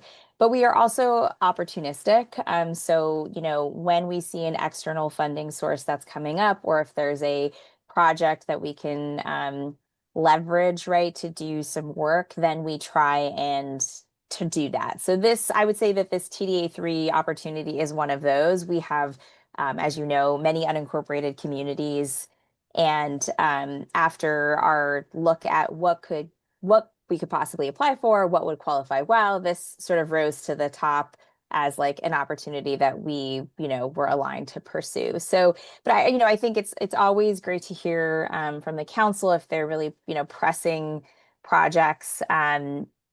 I think I have a sense of some of those from the transportation perspective, but I do, you know, it's always helpful to hear. I don't live on the coast. I'm not experiencing what you all are experiencing every day. So always happy to hear about, you know, opportunities. Yeah, I think I was thinking particularly, you know, I love that we're doing more in terms of, you know, making it convenient for the bus routes. We have, you know, people that are handicapped, you know, that have challenges just navigating, period, with, you know, some of the lack of conditions here to be able to even get to a place to get on a route, for example, for a bus, and, you know, challenges with the roads and the areas surrounding those things. So I encourage, you know, I'll take a look at the coast side again. I haven't looked at some of the proposals from them or things that they recommended, but thank you, and I'm glad that you guys are pursuing it. This one and Tara. Sure. And it's, you know, it's a long plan. It was a long plan to write. The implementation chapter, I think, is like the last one. And there's a table in that chapter, I think it's chapter 7, that sort of has like what our goals are given our existing staffing and all of that. Sure. Yeah. Mm-hmm. Okay. Thank you. Claire? Thanks for coming, Shonda. We did a little bit of outreach, tried to see how this appealed to people in Montera. And I personally was pleasantly surprised that people were basically supportive. But there were some things that people said they didn't want you to lose track of. And one of them that I thought was important was the people said the drainage along that section was very poor. And that anything that you do with the sidewalks or the paving or anything else, you should also take a look at the drainage at the same time and see if there's anything you can do to improve it. Okay. And the other thing, which I thought was a really good point, is that we have been working intermittently with the Fairlawn View School in Montera, and we've supported their efforts to get some traffic calming through Montera, maybe some more stop signs, maybe some better visibility along the roads, so the kids would be safer getting to school. And some people that responded to us said, look, we've been asking for this for a long time and you've supported us with this. Is that going to happen too? I know it's a different project, but people do not want you to forget about that. Yeah, and thanks so much, Claire, and I really appreciate you all, you know, reaching out to more people given our short timeline to talk about the project. And we have certainly not lost sight of the Safe Routes to School like the improvements that are necessary really to get all the way to school. And we did discuss, you know, how far could our budget get us with what we can apply for the max. And like, unfortunately, it can't get us that far. You know, it's so this is sort of what we were able, the limits that we were able to do. And I'll definitely talk more with the public works team around the drainage and what other, if you know, what drainage improvements are included or could be anticipated or how this might affect drainage. I think that's part of is conveyance. But on the school section, you know, we really wanted to make sure we could try to get to the bus stop, which doesn't get people directly to Farallon View, but sort of that ultimate Moss Beach to Montera route is what we're, you know, hopefully trying to, and then all the way to Farallon View is kind of the goal. There was strong support for fixing that bus stop. And there are a lot of people who use that for school. Okay, Scott? So I ride my bike through there all the time, and I think any improvements would be awesome. But I did want to ask you a question. So it's pretty easy to ride along the Midcoast through the neighborhoods. My greatest challenge as a cyclist is to get from Montera to Pacifica, but that's not your jurisdiction, right? You can't do anything on that corridor, right? Do you mean on Highway 1? Yes. Highway 1, the highway itself is the Caltrans right-of-way. There are opportunities for the county, just like we're doing in the Moss Beach project, to sponsor a project to try to get it through the Caltrans process. So you know, there are potential paths that we could figure out. It would, I think though, just speaking candidly, is that, you know, most of the plans right now, Caltrans adopted plans, our adopted plans call for class 2 bike lanes on Highway 1. And we know that Caltrans at some point will do a maintenance project, most likely that will support that. I think in terms of trail connectivity, that has not been, our current plans don't have like a trail parallel north of Montera all the way. So I think that the TLDR here is that I'm hoping that, you know, one day we'll get to that project, but it isn't among our near-term priorities. All right, thanks. Okay, I'd like to go to the public. Greg Diegues. Shonda, you know I love you, but I got to oppose parts of this plan. Tell me why, Greg. But I agree with a lot of the comments that have been made already. For instance, Claire's pointing out our priority was the safety around Farallon View School. And as to Connie's point about priorities, that would be the number one priority. I also complained to the guy who was the head of DPW before and even about the near fatality up the corner of East and Farallon where there's no stop signs at all, and how 7th Street is like a race car track or a free ball lane and a pinball machine. Cars just rushing up and down there. Drainage, of course, is a major thing, and for 2 reasons. That's one of them. I'm concerned about extending the curbs. I don't see why that's worth any money. I do see it creating a pinch point because now you have bikes sharing a roadway, but when they come to that intersection, the bikes and the cars are going to be pushed together. I'm told there's going to be a hotel in the offing at that area, and I worry about increased traffic and congestion. That roadway, that one spot to me isn't worth pinching together. It looks like it's going to create a safety hazard to me. The through trail, of course, is very important, and that's great. And it's not your responsibility, but Highway 1 North is in fact a big safety issue, as Scott points out. It's Caltrans. So, you know, thanks for giving us something, you know, spending a little money. But I wouldn't extend those curbs, and I would fix the drainage. And that's going to be a challenge, as you will see in the first storm. Thanks. Thanks, Greg. Sid Young. Chandra, thank you for coming to yet another meeting of the Midcoast Community Council. You did mention that this Connect the Coastside project started in 2021, and I've been following it for a long time. Adopted in 2022, not started. I know it started in like 2014, 2013. But yes. the adoption was still without any funding, as I recall. So Mhm. trying to get some money because you heard there's a grant, but 3 blocks of bump outs and I mean it sounds to me I don't live in Montero, so whatever happens there happens, but it just kind of looks like an urbanization of the coast side. And they're taking away the dirt shoulder and putting in these big concrete sidewalks that are only going to last for 3 blocks. And you said that it's going to be a continuation of the parallel trail project, but what's the timeline for that? There isn't any, as far as I've heard. They haven't got a for the kids that are going to be the future residents of Midpen at Moss Beach and Cypress Point. There's no trail down to the schools in Half Moon Bay yet. It stops pretty much at El Granada.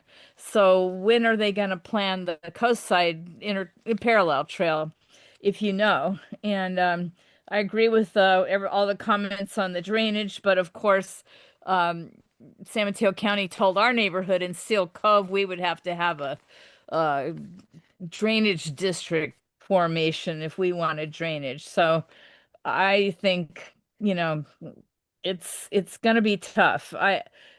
It's almost like you're chasing a grant for money just because it exists. And I agree with Greg. They need safe routes to school a lot more than they need a 3 block stretch of Main Street paved with bump outs that might cause traffic concerns on people driving down Main Street. But that's just my opinion. But I would love to hear your um, ideas on the parallel trail project that continues up from El Granada. Sure. So, I think that so the section that I've been, that will connect to the end of, I guess I kind of from connect Montera to Moss Beach. That section we have incorporated into the Moss Beach project as like the big, which includes a lot of other things and which is going through the Caltrans process now, like I talked about a couple weeks ago. So you're right, we still have to secure more funding, but a lot of the detailed, the environmental clearance will happen soon, right? That's what we're working on now. Then we have resources for design, and then we need to, keep going and find resources for construction. The good news is that there are resources out there that we can pursue for the project, that we have intentions, large grants. And the sections that are south of there are still, as between El Granada and Moss Beach, then are still considered in the preliminary planning phase, right? We know that we want to do something. We know that there's going to be some constraints. And I think the biggest issue in El Granada, as I think everybody here is already aware of, is all the activity that's around Surfers Beach and the what Caltrans will do about the erosion and all of that. And so what we're trying to figure out moving forward with is to work with partners to address how we can ensure that the trail gets put in with whatever the whatever moves forward in that area. And then, for the rest of it, I mean, you're right, the resources are a constraint. We still have to seek money for some of that planning and environmental clearance, and that is what I spend some of my time doing. For this grant in particular, there's some constraints on it, right? It has to be a we can't apply for planning money, right, or environmental clearance money. This is really construction funding, and so it's in design. So I think it's we are looking for opportunities that we can pursue, or we're looking for projects that we can pursue quickly that are aligned with that we already have kind of our ducks in a row for, so to speak. So I know that the parallel trail is a really important project, and which is why this feels like a good nexus, since we are moving forward on the Moss Beach project as quickly as we can, given the process that has to go through. Steve Monowitz brought up when he was putting in the no parking signs on Carlos Street. He said that's going to be the future. The next one. Yeah. But now they're talking about widening Carlos Street. I really think they should think about maybe putting a sidewalk along there for the pedestrians that Mid-Penn's gonna generate. That might become a freeway. Yeah. Actually, you know what I did? I forgot about this. I did. I'll put it in the chat after we're done. I recently updated the parallel trail page for the county, which includes includes information about each section, kind of where we're at, where it's included, what we have done and haven't done and figured out. And you know, I get some technical assistance resources last year, the year before. We just did a preliminary feasibility study to understand what the constraints are on Carlos to continue the trail. And so that is what, you know, our intention is to use that as then the stepping stone to again seek some external funding to support the next phase of that project. So let me find that and I'll put it in the chat. Just That's great. I was just gonna, there's no school buses between. No, It would you're be off. great You're if off subject, Sid. Stay on the subject. sorry, I'm talking about the parallel trail. Since there's no school buses between, We're talking about that. it would be We're really, not talking about the parallel trail right now. somebody else is. I'm sorry. Did you hear what I said, Chandra? I did not, and I think that what I'm hearing from the council is to stay on this project if you could, and Yes. you Yes, can please. message me about the trail later, Sid. Parallel trail. Thank you. I'll send email. Thanks. Maybe you could put your email in the chat.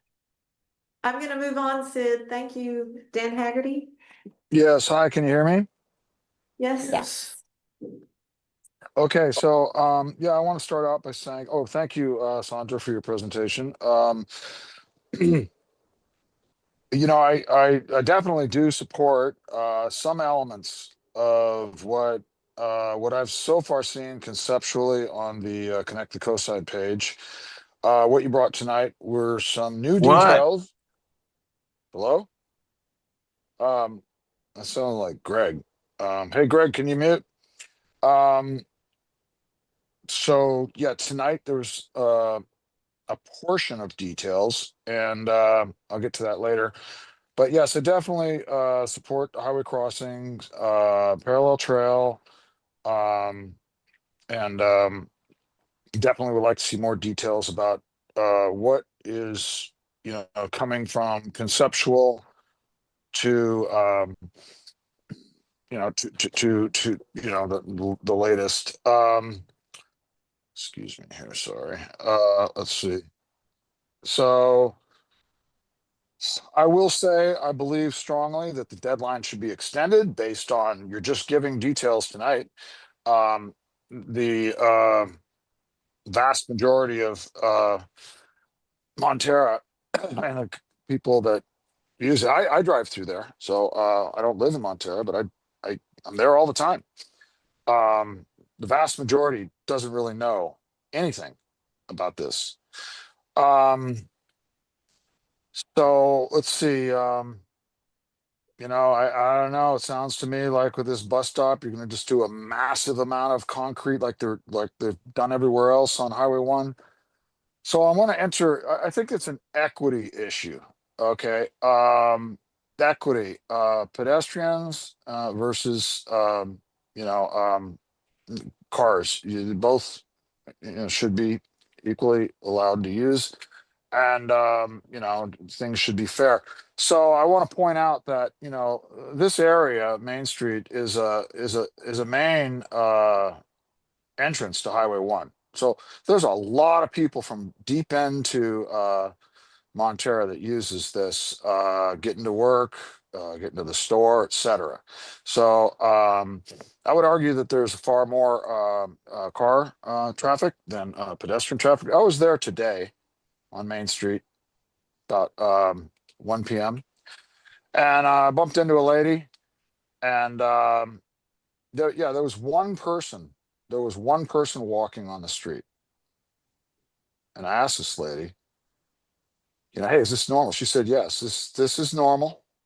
This is normal. We don't have that many pedestrians walking up and down this area. And Hey, so, Brenda. Well, listen, other people had some time. I'll try. Okay, but yes, I believe I agree with Greg that, these bump outs that you're talking about will impact traffic. I think that it will frustrate drivers, and the unfortunate thing of frustrating drivers is that they usually do unsafe maneuvers. After once you get frustrated, and I've witnessed that several times. So there's going to be some unforeseen negative consequences, and seriously say that this should be the deadline should be put off so that the community has an actual fair chance to understand what's going on. And Okay. That's it. That's all I have. Okay, thank you. Are there any other hands raised for who want to comment on this item? I don't see any, so I'm gonna close public comment and thank Chanda for coming. Yeah, thank you. And we're now gonna turn our attention to the draft letter. So bringing it back to council, David and Claire, do you want to present your draft letter? Yeah, sure. So we put together the draft letter, like Claire mentioned earlier. We sent out a kind of, hey, we've got this letter, please kind of make comments on next door. We did get some feedback. And I think Claire also got some personal DMs, I believe, possibly. I talked to some people. Okay, and then, so we got the feedback incorporated into the letter. The majority of the response was positive and in support of us issuing the letter. We had a couple outliers that Claire mentioned, concerned about the drainage issue was one of them, and the other issues that we addressed. So the letter has incorporated those comments in it, but the majority was very supportive of moving forward with support of the grant. Okay. Are there any questions or comments about the letter from the other council members? Scott? I'm ready to move that we approve the letter. Okay, hold on. Connie? Okay. No, yes, I'm in favor, and thank you for writing it, I think it's. Yeah, thank you. Supported Tony? the project. I have no questions. Okay, I also thought it was a very well done letter. And I think that it reflects the community feedback that we've received, so thank you both for drafting it. So I think, a motion, Yes, I move that we approve the letter. and is there a second? I'll second. Please call a roll. Okay, so we're voting to approve. No public comment. No public comment. We just did public. We just did public No, comment. those questions to Sandra. Not to the. I mean, you're going to vote for this. Don't you want to hear from some of the community before you vote it? I mean, maybe some alterations. I didn't hear any alterations suggested. Well, you only gave us. I was cut off. Okay. Backing up. This is my fault. I don't see any other hands, but I'll open public comment back up specifically for any comments on the letter. So Dan, do you have comments on the letter? Yes. I read the letter, and it's in the letter. It says that the community is in full support. I heard people tonight that had questions. I spoke with people today that have questions. I don't think that putting just a short blurb on Nextdoor to get feedback is sufficient for such a long term impact that this would create. I think that the community should understand details. In fact, I got a big issue with the council. How can the council say approval when you don't even have all the details yet? You don't know what really they're going to put in. It just calls safety improvements. It says safety improvements. Oh yeah, that sounds great, but what is it really? So I think that they should give better detailed drawings so that the community can understand. I think that there should be some time that the full community, not just a what 0.001% of the community. This is going to impact everybody that lives in Montara that drives out and enters Highway 1 through Main Street. So it's a big deal, in my opinion.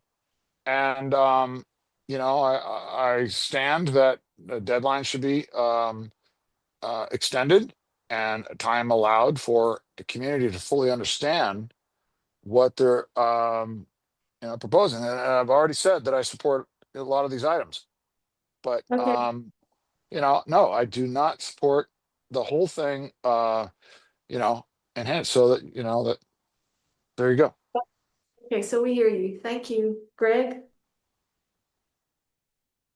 I would request two additions to the letter. One is to oppose those bump outs because of the problems they're going to pose for turning at that intersection where so many people are trying to get to the highway and off the highway.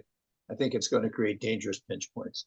The other thing is, I would appreciate a sentence which said there are many other traffic priorities in Montara regarding both drainage and traffic safety that are not addressed, including the schools and 7th Street and Sunshine Valley Road, which you may remember from some years back.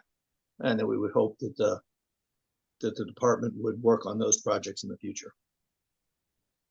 Okay, that's pretty clear. Are there any other comments on the letter specifically?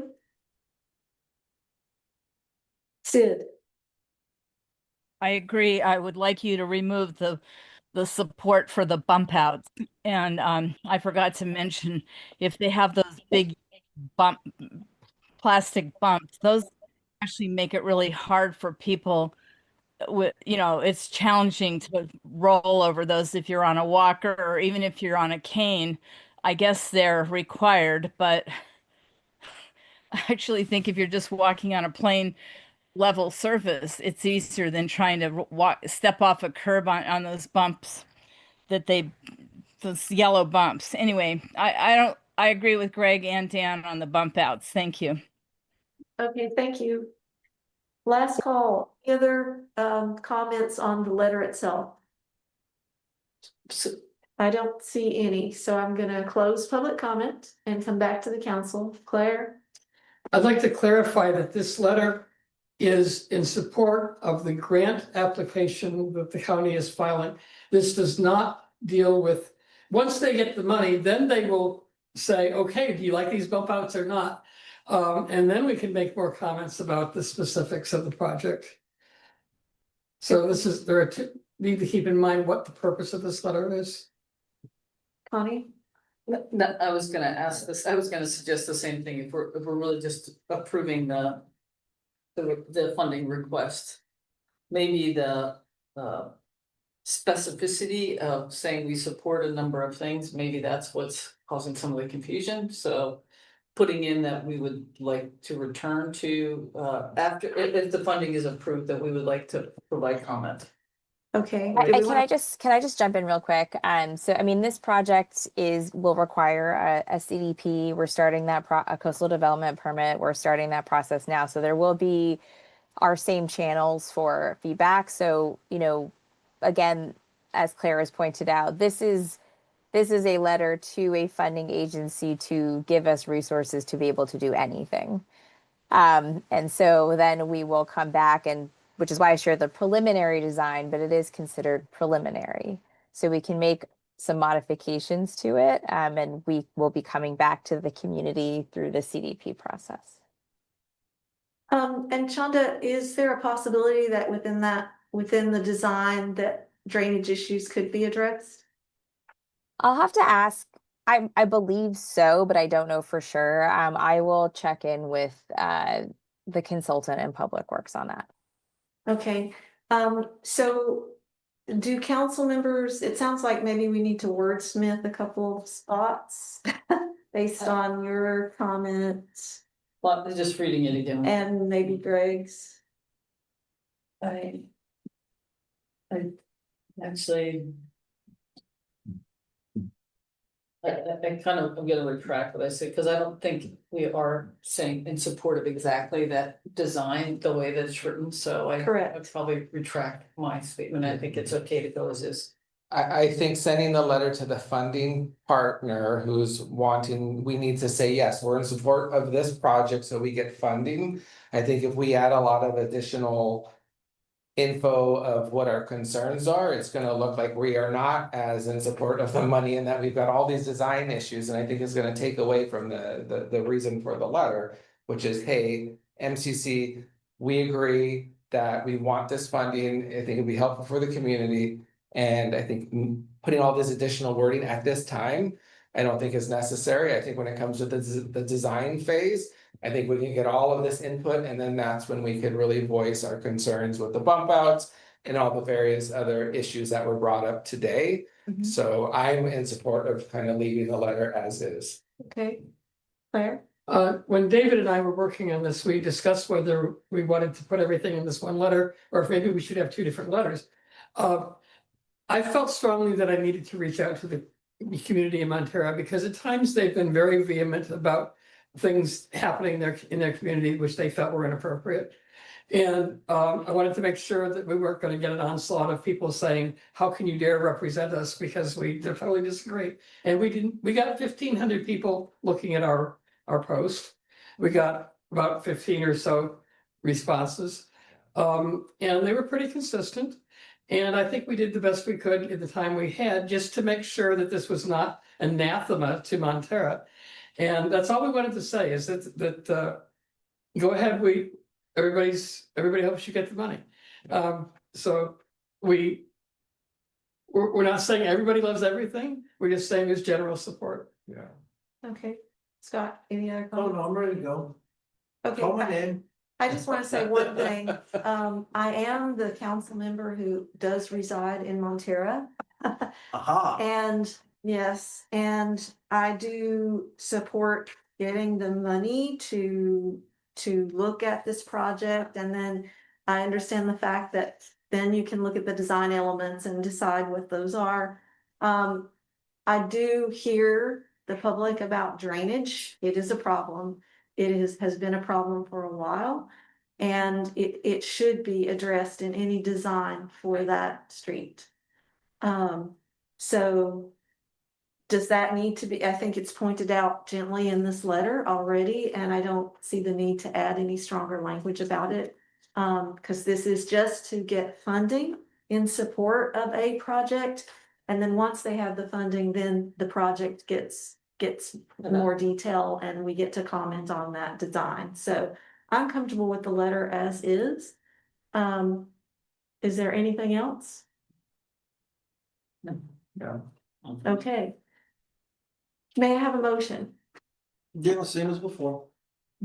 So Scott, I move that we approve this letter and send it to the appropriate channels. is there a second? I second. Please call the roll. Okay. Okay, so we're voting to approve the letter as written. Scott? Yes. I say yes. Kimberly? Yes. Connie? Yes. Antonio? Yes. David? Yes. 6-0. Okay, thank you. It passes. Thank you, Chanda. Thank you. Yes. Thank you very much. Moving on, our next topic is the stakeholder meeting planning update, which is Connie. Sure. So, as you guys know, we, had several iterations on the contract with our consultant to facilitate a meeting with, primary stakeholders. And so the contract did finally get approved by the county and from the consulting firm, agreeing to conditions that were set forth in the exhibits, which I'm happy to send out or post, but essentially it was, the time framing and then liability and, just giving an example of, how many people may need to be involved or would be involved. So we put some more specificity into the contract and it's been approved by the county. The one thing that did come up was that, the purchasing office asked if there's a memorandum of understanding between the Midcoast Community Council and the county, which has been directed to Tim box about making sure that happens if one doesn't exist. So I will follow up with him on that. So we've got a contract and we could move forward with our meeting as planned if we decide to do so. The one thing that's come up since then is that if you guys noticed, there was a an invitation from the Harbor District for a similar meeting on the 16th that they are proposing to host with many of the stakeholders that we intended to have engaged in our meeting for the same, discussing the same idea of multiple projects happening within the community in these particular areas, trying to bring stakeholders together and starting that. And so that meeting is taking place on the 16th at 2 o'clock, I think it is, two in the afternoon. So so the question is, just continue to move forward with our ideas of bringing the consultant and starting to try to schedule a similar meeting. Or do we, think that we should participate with the Harbor District meeting? That is also not a public meeting, if I understand it correctly. It's not a public meeting, so Yeah. may I? Yeah, go ahead. We were invited to take part, and the invitation did not come from the Harbor District. It came from the Department of Transportation. So, they have included all of the stakeholders that we were going to include in our meeting. It is hosted by the Harbor District. And it is not a public meeting, so the invitation came to me, although others of us can attend. And it's my understanding that this follows a previous meeting they held that we were not present at. Because it was the same time as our meeting. No, this was a completely different meeting. So, there are similarities here, and I guess, at this juncture, there's several things to decide, right? I mean, we're spending money, we have our facilitator contracted, even though it's taken us many, many months. And it's unfortunate that it unfolded this way, so I guess, I don't know, do you want to sort of frame what the options are, or? Yeah, so I think if we can certainly continue down the path that we expected, which was to, and for you guys, because you may not have all the context, sorry now. So, given, do you want to give the history of it, or? Oh, sure, Because so with all the overlapping projects on the coast side, and there are multiple projects that overlap in the same area, and they all impact each other. So for instance, Caltrans work on Highway 1, the ultimate options for the highway, given the erosion at Surfers Beach. There's the Granada Community Services District Park. It's proposed and in process of moving through the system. There's the Harbor District projects. So all of these, are reliant on parking, obviously, in the area. And we felt that the stakeholders weren't talking with each other or with the residents. And so all these projects were moving forward without any, consideration of the other projects. So ultimately, we wanted to bring together all these stakeholders to talk about how we can better cooperate and collaborate, or at the least just inform each other, agencies and other bodies that are involved, on what's moving forward, how the projects overlap and interact, what things we might need to know about in order to modify those projects or work together to make them better. And so that's what this meeting was supposed to be focused on. It's supposed to bring all the stakeholders together that normally, and usually they come to the community last, after they've already talked with, one or two other stakeholders. And then it lengthens the process for how these things move forward. So that was the thinking. So we spent a We spend a lot of We time. spend a lot of time just figuring out, how we would move forward and who would be involved, and we sent a letter out to the stakeholders initially saying we'd like people to consider it. Scott did some research about locations that we could host it, assuming, there's people maybe from each particular agency or grouping. And so then we had to put together a contract. We found a facilitator, people worked on, some team members worked on finding a facilitator. We agreed on someone, then put the contract together.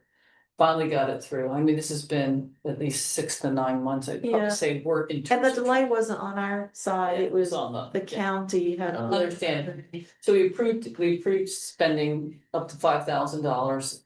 The contract with the facilitator, the first phase would be to have him reach out to stakeholders initially to talk about what the idea would be, having them come in to collaborate and sensing, where they're at with that. And then the second phase would be to actually facilitate a meeting with all the stakeholders in the room to see how we could better work together, everybody could better work together. So we got a contract put together that the county approved for up to $5,000. Then, I guess it was 2 weeks ago, a week or so ago, that you got this invitation, which is you want to share how that came about? Well, so as other council members know, there was also a continuing conversation going on during this time with the Harbor District and Caltrans. And we knew about it, but there was nothing we could do about it. And the Harbor District has made great effort to control the conversation. And our point in talking to the other stakeholders was to just alert them to the fact that the Harbor District doesn't represent the community. It represents its own financial interest, as does Half Moon Bay. So, neither of those entities, often agencies look at those two entities as kind of representing us by default, and they do not. And so, that was kind of the underlying dynamic here, is that the Harbor District has sort of tried to take control of the narrative and control the situation because it benefits them, rather than having to come to a meeting where they aren't the host or the facilitator. I think also that you guys probably knew about the parking, situation that they were potentially looking at parking in the strip, created a lot of public turmoil about that. So it was very heightened, the whole conversation about parking in general. And they were at the center of that. So because they were proposing potentially to use the strip.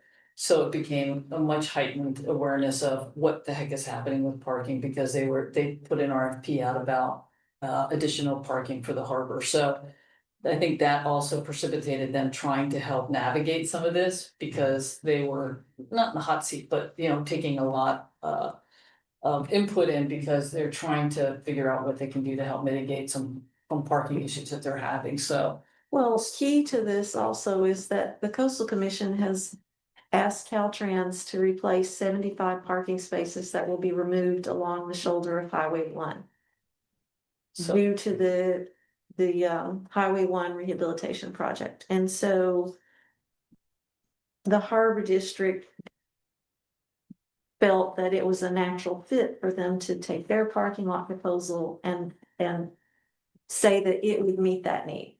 it would help with that. The problem with those parking lot proposals by the Harbor District is that they're too far away from Surface Beach to meet that need. They certainly wouldn't meet the need of, like skateboarders or surfers here this side of the strip. So And GCSD's project, for the park, has about 25 slots over, they're proposing. If you look at their project, I think it was about 25 yeah, slots. and I think there's some of this history on the MCC website, and I'll send you the link to the page. So the net of it is, we were trying to facilitate this get together with stakeholders as the representative, and we really emphasized having a facilitator, not any one of the agencies or even us. A neutral person. Yeah, neutral, to facilitate it so that we could stay neutral. So that was our intention. So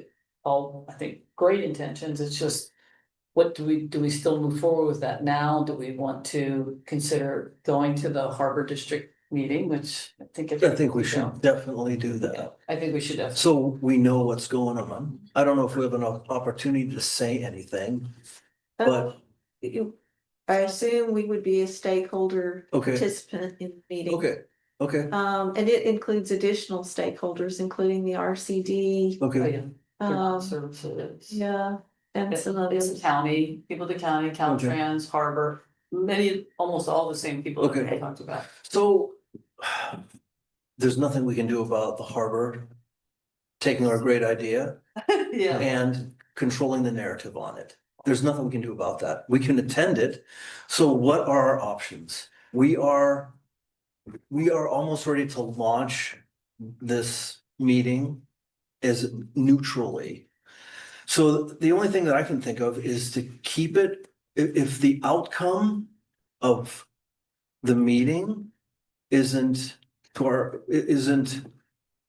if we didn't get, if what the meeting accomplishes isn't in line with what we had wanted to accomplish, we are ready to have a follow-up meeting. And it can be once this meeting takes place. We can say, hey, listen, I think it's important that we have a follow-up meeting. Now that everybody knows what's going on, we can all digest, all the organizations know what everybody else is doing. We need to have a follow-up meeting, and we'll be prepared to do that at some time in the future, right?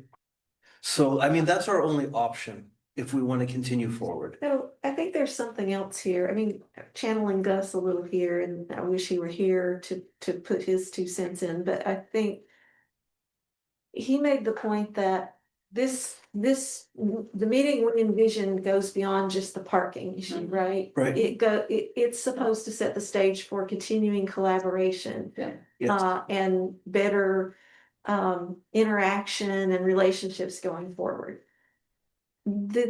Without having gone to this meeting that's coming up yet, I don't know if it's focused on that particularly, or if it's focused just on parking issue.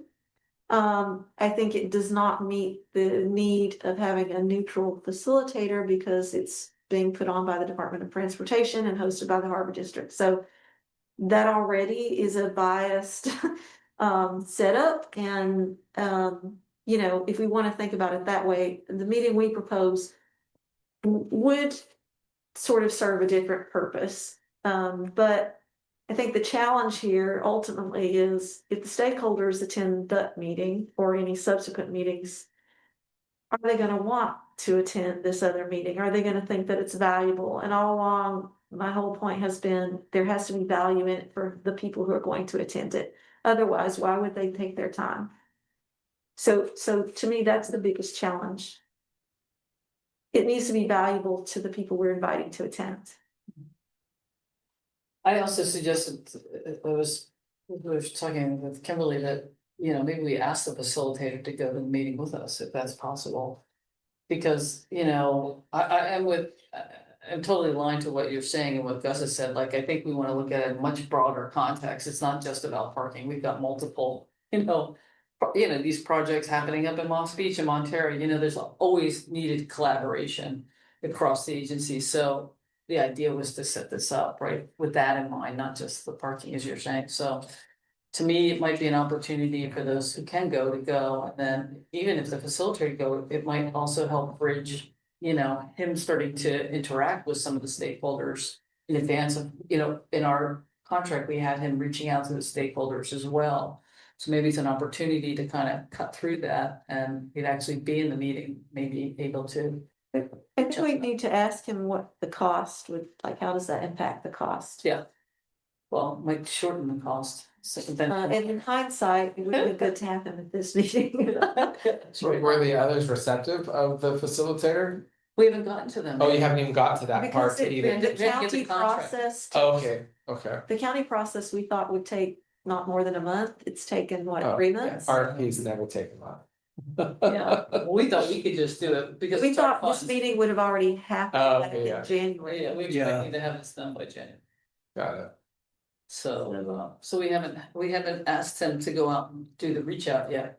We were planning to Well, do he that just now. signed the contract. Yeah, because he has the contract, exactly, so then he was gonna reach out, but now this meeting. Is the idea for the facilitator to reach out, or is it the idea that we reach out, letting them know, Yeah, he hey? was gonna reach out.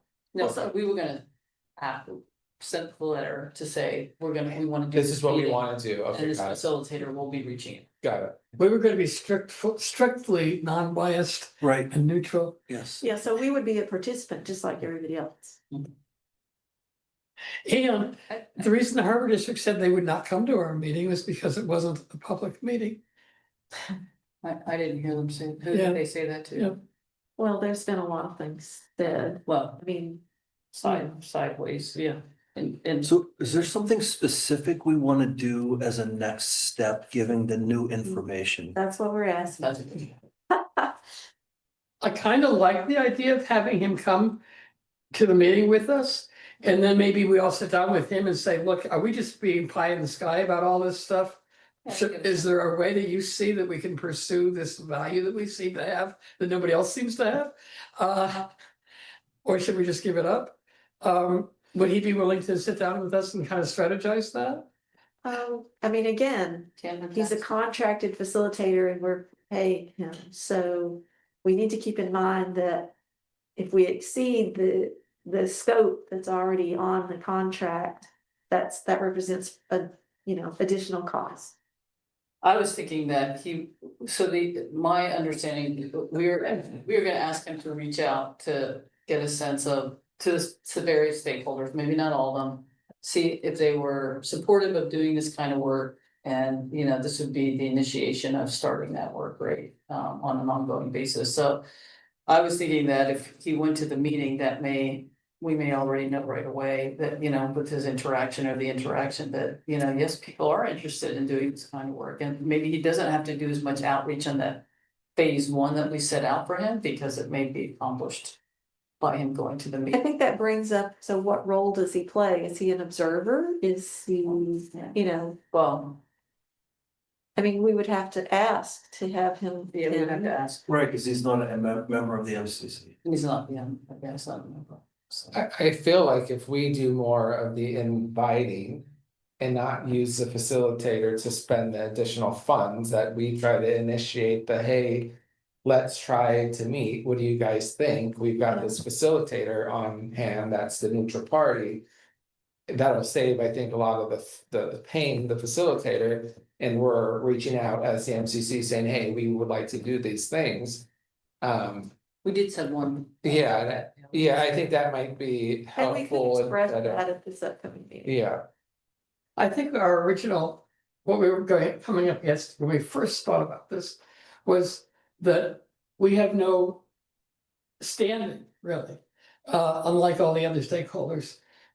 And that they would be unlikely to take leadership directly from us unless they saw some value in doing so.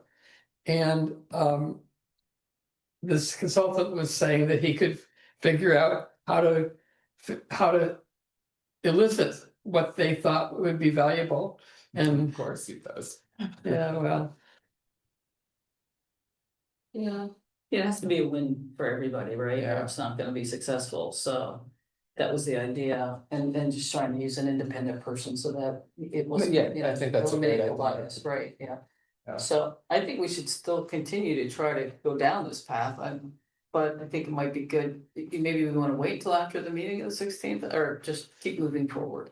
part of me thinks it makes us look kind of foolish to keep pursuing this. Maybe that's the cynical part of me.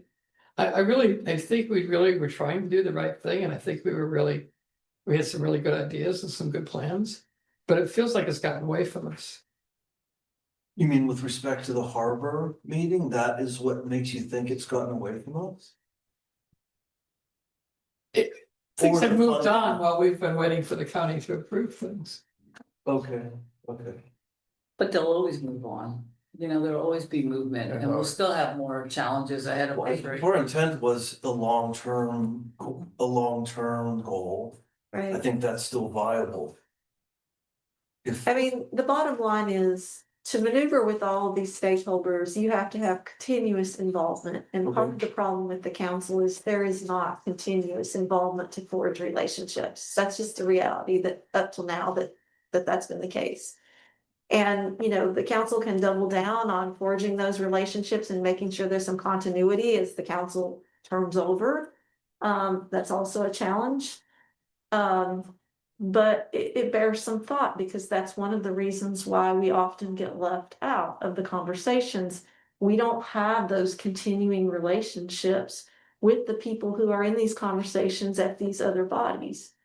And then we're often put in an adversarial position with some of them as well. So you kind of have to look at the whole, you know, the whole thing and sort of think about it is a long play. It's a long-term play. And you have to get out there and interact with people and build those relationships to earn that respect and get them to include you. And you also have to have the support of your supervisor to continually reinforce that. So, you know, I still think there's value in this meeting. It may end up being something a little different now because the original focus was parking. But I am a little frustrated, and without having gone to the meeting that's coming up, you know, I don't know what that's gonna be about.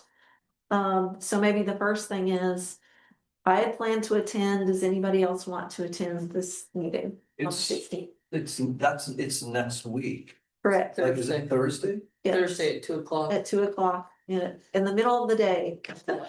I mean, I would love to attend. I'm just flying. I would go otherwise, but I'm being on an airplane at that time, so. Okay. Yeah, I might be able to make it. Be good. So the two of you, maybe? Yeah, but you should go though. Are you gonna go also? There's no limit. Oh, I know, but, Well, I have to ask, cause I'm the one that received the invitation. So, Okay. so Scott, Tony, Yeah, I can Dave, make Claire? it work if, Great. you would want to? yeah, if you need me to go, I could be there. Okay, Claire? I have some conflicts that might be able to go, I might not. Okay, so you're a maybe. But Okay, so 4 people I'll- can go, that's awesome. I'll find out more. It's awesome if 4 people can go. Love it. It's, I mean, we would have to be careful because that's a majority of the council, and of course that constitutes a Brown Act violation. We don't have to talk to each other. We would not have to be able to talk to each other, and we'd have to sit in different parts of the room. no. For the benefit of our new members. So that's one question which we've answered. The next question would be, I think that we should think about then drafting a letter to go out to the stakeholders, because that was our next step, right? Once we need a contract, then it would be a letter and going out to stakeholders, and then we would determine if they, yes or no, you know, that he could reach out, and then Okay. we could determine where to do the meeting if we're gonna Yes. do one. so maybe you and I need to meet with the facilitator again and just talk through this with them. Yeah, and just, and then we can draft a letter to the stakeholders. Okay. about that. The original group was three people. Does anybody want to be a third? Or, I mean, is anybody concerned, or just want me and Connie to continue to? Didn't we send a letter last year to the stakeholders? We sent one letter. I know, I'm trying to find it. It was. It should be in the, I can't remember what month was that as far back. Like October or something. yeah. I don't hear anybody jumping to be part I'm of not, it. I'm not very lettery, so. If you need a third, sure. Or are you comfortable with just the two of us I'm comfortable continuing? with that. I mean, I'm also comfortable with the two of you. Yeah, I don't have all the historical stuff, so it's. Yeah. Okay. Okay, so a meeting with me and Connie and the facilitator. Yep. Um, I was looking for the initial letter to tell these guys. and then drafting a letter to stakeholders. So then for our April 22nd meeting, we'll come back with answers to all these things and then make the final decision on moving forward and I next think that's steps. great. We can go to the 16th, that'd be great. I mean, I've gone this long. Yeah, it's all good. It feels We a haven't little spent any money frustrating, yet. We but haven't spent any money yet. So it's all good. Scott, Oh, I have nothing. I'm just, I'm just thinking and looking, that's all. Okay. I'm good. I We don't see, have to vote on that. no, there's no vote required, but I see that there may be public comment. So at this point, I'll open public comment on the stakeholder meeting process. And the first person's hand raised is Dan Haggerty. Yes, hi, can you hear me? Yes, please go ahead. Yes, I want to say that I think the golden solution to Surfers Beach parking is slight grading from Coronado south to Magellan. Actually, the southern part does not need any grading, but Coronado and Highway 1 is really the front door access to Surfers Beach. As the sand has graded, you can easily walk down from that. So consider that the front door. And if they opened up off on the highway, just off on the right away, Caltrans right away from Coronado south, bike lanes or not, yes, if they put the bike lanes in, which everybody knows I'm against, So they'd have to grade it a little bit more, but that would open up probably about 80 parking spaces in the front door, the closest access. So that is something that I think people should know about, consider, think about, imagine, drive down there and just imagine that. So I'll say that. Thank you for everybody's effort for moving forward with the stakeholders meeting, and I want it to be effective and have all stakeholders respect the MCC, because the MCC essentially represents the whole community. So if the MCC is not respected, the whole community is not respected.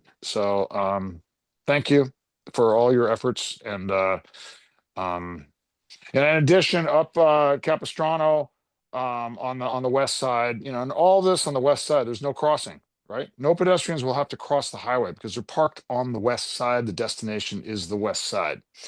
There's plenty of parking available for overflow, such at Capistrano. Down is probably good 60 parking spaces available there. If it was again, might need some slight grading. And I'll stop there. Thank you. Thank you, Dan. Cydia? Hi, I'm really sorry about your stakeholder meeting. It does seem like the harbor district decided to steal your thunder. Is there any chance that you could make, what time is their meeting? At noon or something? Yeah, it's in the late afternoon. Because could always, everybody's busy. If you invited the stakeholders to come out to the coast or wherever they're coming from to a meeting on the same day, just prior to their meeting, you would be able to kill two birds with one stone. You could still go to their meeting, but you could also, what you had in mind, and they're coming out here anyway for the other meeting, the Harbor District meeting. So I would try to steal their thunder back. It's short, but you guys have been kicking this football around since, I'm pretty sure, November is when I first heard you talking about it. And it's so slow going. So maybe just, try to grab them and go for it. Thank you. Thank you, Sid. Are there any other public comments? Seeing none, I'm closing public comment. So I think we have our next steps outlined. Is there anything else on this topic? No, just, I was saying, for those of you who can't go, you just start promoting the broader idea. Right, it's a good opportunity if you're gonna have them in the room, like Nixon's right, leverage it. Okay. Moving on then, council activity, who'd like to start? I don't think I have anything to add at this time that I can remember. Okay. Claire? David? No. Tony? No. And Connie? I can share that, got a chance to meet with, Nicholas Calderon as he talked last, meeting about trying to facilitate getting California Public Utilities Commission to open up their process for updating their hazard maps for us, so he's still working on that.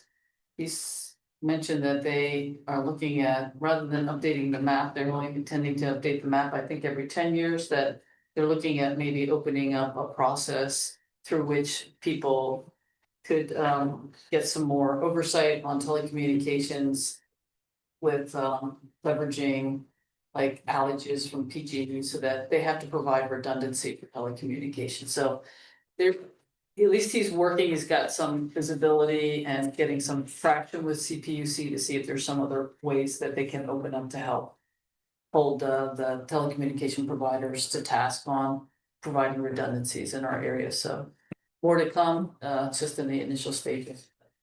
Hopefully that'll be something, That'd be awesome. yeah, if we can get some more visibility. Great. Probably. But still in meetings.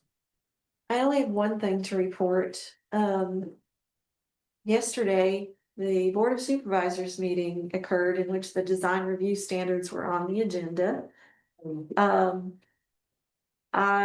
Scott and I decided we would not go in person. I could not because of my work day, and it seemed like there were some very controversial items before that item. So we rolled the dice and decided we would not attend.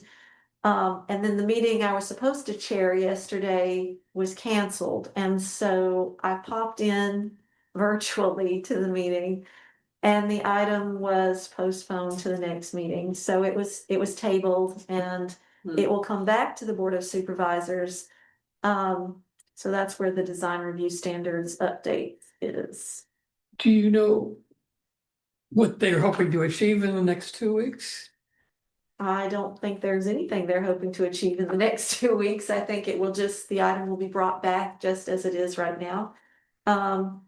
They received, our letter was finally posted with the item. They have a different procedure than what I'm used to with other bodies. They post it after 5 o'clock on the night before. They post all the comments just in one big long document, not separated according to topic area. So it was like a 364-page document of comments, most of them on the Sobering Center, which was highly controversial. But I'm still open to go and support our letter as a public comment when it comes up on the agenda again. So that would be the next Board of Supervisors. I'm guessing it will be the next Board of Supervisors. Okay, I'll have to make sure I don't have a conflict with that one, but I mean, I'm interested in going and just delivering the message Okay. as a public comment. I did speak with Supervisor Spears' office, which was an interesting conversation. They did seem to have an interest in the things that we had raised about design review standards, and were asking some questions from planning and building just to clarify certain things. I did not get an indication about where they fall necessarily on any of those particular points, but at least it was a conversation that occurred, and they're aware. So, and that's all I have to report. Anything else? That brings us to council activity, or no, sorry, future agendas. I did ask you quickly on your letter to the Board of Supervisors, were you in opposition to the bird glazing or the outdoor lighting, or I mean dark sky lighting, or what was your Sid, objection? You can see the letter on our website, and it basically supports certain lighting standards and bird safe design. Okay, so those are the two things. Thanks. Okay, so future agendas, the first thing I just highlighted here was the retreat. Thank you all for responding, and I'm sorry we were not able to find a date in April. Unfortunately, literally there was one person missing from every single date that we tried, and not the same person. It was always a different person. So I don't see any hope of having a meeting in April, unless, you know, there didn't seem to be any flexibility with people's schedules. So what I'm proposing is, and I sent a message, but I only received 2 responses, is to have the retreat at a regular meeting time and start early at 5 o'clock. On March, I think no, not March, not May 13th, I think was the date. I have so many dates swirling around in my head at this point. I don't think I'm gonna be here for that meeting. May 13th? I'm gonna be gone from the 6th. Oh, that's right.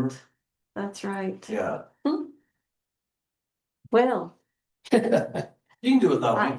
I am not sure what to do at this point. I mean, I think there is value in having everyone present, and I really would not like to omit any of us from retreat, because that's sort of, you know, where we reach You want to try understanding. another date now, and then you can just check with Gus. What date would you like to propose? I don't think we should go further into May. We're gonna be half the year already in our. Yeah, no, I mean, we haven't done our priority setting or anything. When are you leaving school? The 6th? May 6th. So what if we put out one of those doodle polls, we list every single day, and then everybody checks off which days I could do? That's a good idea. Yeah. You do that at the end of the month. And I was gonna do that, except I put all the dates together and listed out who couldn't make each date, and I didn't see any open dates, so. Not at the end of April, right? We did. Like, We did. Gus is not available. He was available on the 20, I think we said the 24th or the 25th. But there was somebody else. Yeah, we had the 25th and that Saturday. But how about like the following week or something? The 19th seemed like a possibility, but I think somebody was not I will be available. here. Oh, yeah, it's my kid's birthday. Yeah. Yeah, so I was open to anything. If people have suggestions for what date might work, I think we've been through all of them. What about the same time as the Harbor District meeting on the 16th? Well, we're not doing. I'm not sure that would serve us well.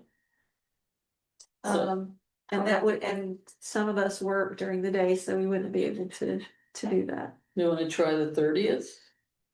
That's a Thursday. Thursday, the 30th, Gus is not available then.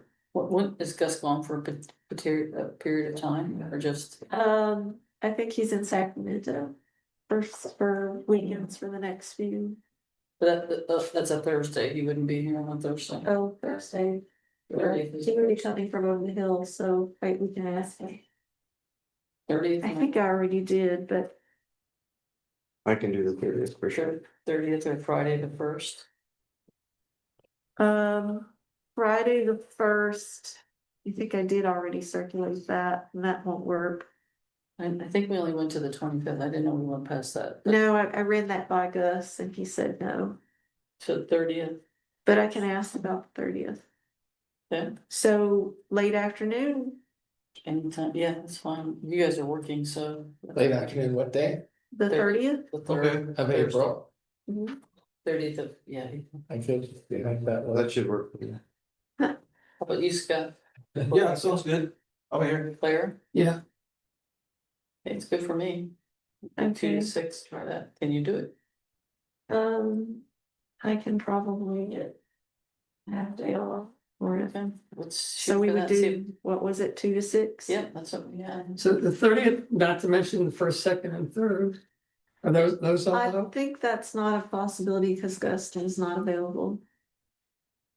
Well, let's give another shot for Gus, and then if you can't make it, maybe we have to go without Gus eventually. Okay. Yeah, Well, how about we do the 30th if Gus can't make it? Okay. It's done. Yeah, Okay. yeah. I mean, I don't know what else to do. Yeah. Yeah, I'm not sure what else to do either. Okay, well, why don't you see? We'll try that one. You said 2 Okay. to 6? I think we tried that date already. No, the 30th from 2 p.m. to 6. 2 to 6, yeah. Okay. Okay, are there other agenda items people would like to suggest? For future council agendas? I did want to see if we could look into talking with the sheriffs about maybe enforcing like high beams and traffic laws. Okay, so the sheriff is, so there's two things. The sheriff is supposed to come give us just an update. Probably in May. So that would be a sheriff's update, so that might be addressed by that. But I mean, is it more specific than that, or? No, it's just I've just seen a couple close calls and just sharing things for the public, so I just wanted to bring it to their attention. Okay, so that might be a good opportunity to do that. Perfect. The next meeting, April 22nd, the sheriff's office and the Department of Emergency Management will be here to talk about the Ladris software, how they're using that for emergency management, and evacuation planning and all of that. Can we put the local hazard mitigation plan thing I sent you on? So yes, thank you for that.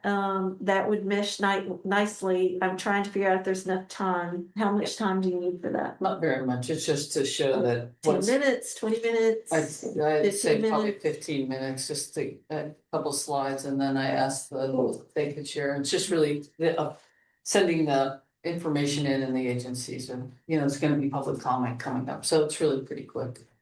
Okay. So earlier on in this meeting, it was brought up that there's contamination of Cypress Point, right? Yeah. Do we need to agendize that and ask, say, for instance, we would like to say, please write a letter saying, please send us your environmental report for what you found, what you're doing to mitigate asbestos and whatever's in that tank. It could be radioactive waste. So possibly. So Okay. what I would ask you to do is read the letter they released this week to the people who expressed those concerns. Okay. It's a public letter. I posted it on our website. It's on there now. Okay. You go to the Cypress Point Okay. page. It's posted like right past the first paragraph, and it has the date on it. And that was Steve Monowitz's letter to Dolores and the other community members. Okay. Where is the Cypress Point page? Was that on there? Under planning, Planning. major projects. So I'm not discounting that as a future agenda Okay. item, but I think I'd like us all to read the letter to understand what we know so far before we have them come and talk more. So Cypress Point has its own little thing, but you put in, somewhere else, right? Yeah, so if you look at the summary at the top, it's listed before phase 1. Okay.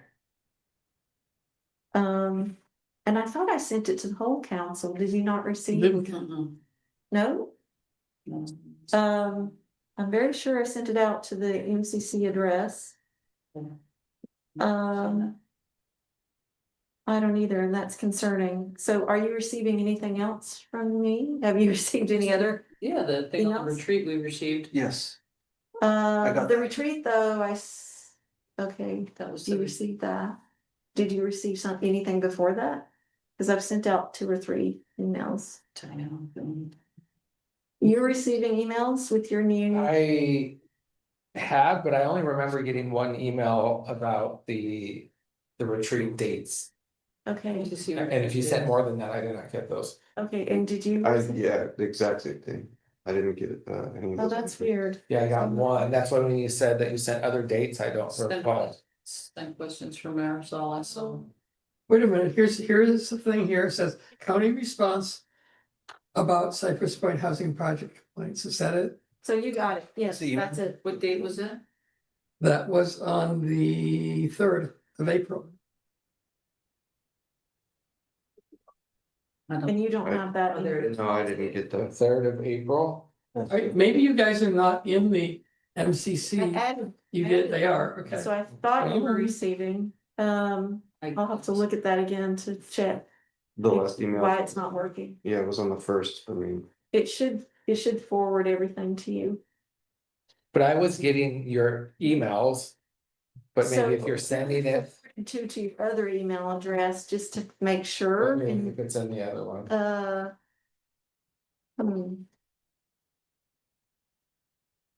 I mean, we should get that ironed out quickly.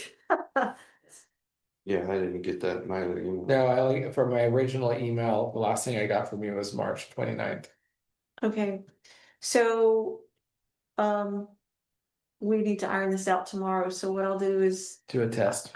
I'll do a test and you Yeah. can respond to let me know if you receive it, and then I'll send you a text message. Perfect. Just to say, I sent you the test and let you know you can look for it. And you can respond in the evening after work, you don't have to respond during the day. I'll probably respond during the day. As long as we iron it out before the end of tomorrow. Yeah. If I don't do it Okay. right then and there, I may not never, yeah, probably not gonna happen. Okay, so I sent it out, but you can find it on the Cypress Point webpage on our website, the letter. So I encourage you to read that. And then I don't think it addresses the issue of any other types of contamination, so that's a different, that's a different thing. That's the first I was hearing of that. So maybe that is something to ask the county about. Yeah. And we'll put it on the list. Public comment? No, we're not done. Are there any other future agenda items I have two off the wall comments, if you don't mind. One related is, to future agendas? you never know. One is I saw pictures of the lighting at Big Wave. Yes, It looks really good. it does, except the lighting extends up. Oh, it does? Shining up, it illuminates the whole side of the building. I will forget it, then doesn't look that, maybe we should address You it. can see it from Highway 1. You can, I didn't notice Yeah. it. Okay. And then we got another comment on this letter that we just approved. It says, we don't need bicycle lanes in Montero, we need dog walking lanes. Okay. Point. One So, data I'm point. done. Okay, so I promised I would go to the public and ask them about future agenda items. So does the public, I'm opening public comment for future agenda items. Dan Haggerty. Yes, thank you, Kimberly.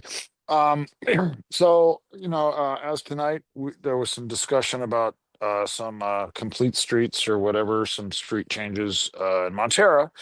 The DPW has already announced some street work for El Granada. And just for the new members, it's not uncommon historically.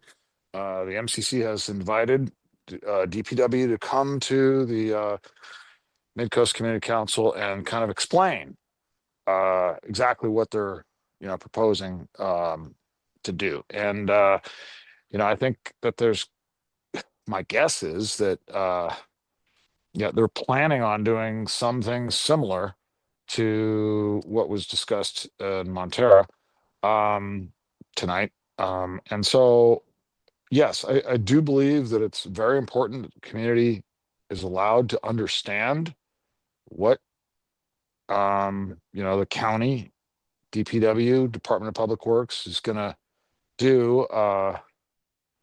And in addition to that, there's a county standard in the unincorporated for colored sidewalks. All of Alhambra has been colored, and I caught it's probably a decade ago.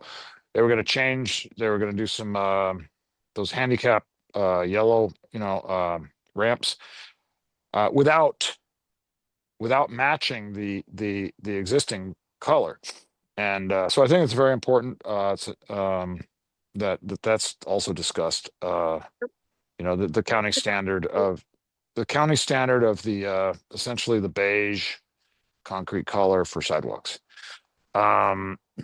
So yeah, please invite Department of Public Works and let us give a fair announcement of exactly what they're planning on doing to our streets for the community to understand. Thank you. Thank you. Are there any other comments, suggestions for future agenda items? I don't see any, so I'm closing public comment. Anything else from the council, or shall we adjourn? It's adjourned. Time. Okay, this meeting is concluded, All right. adjourned. Thank you all. Thank you.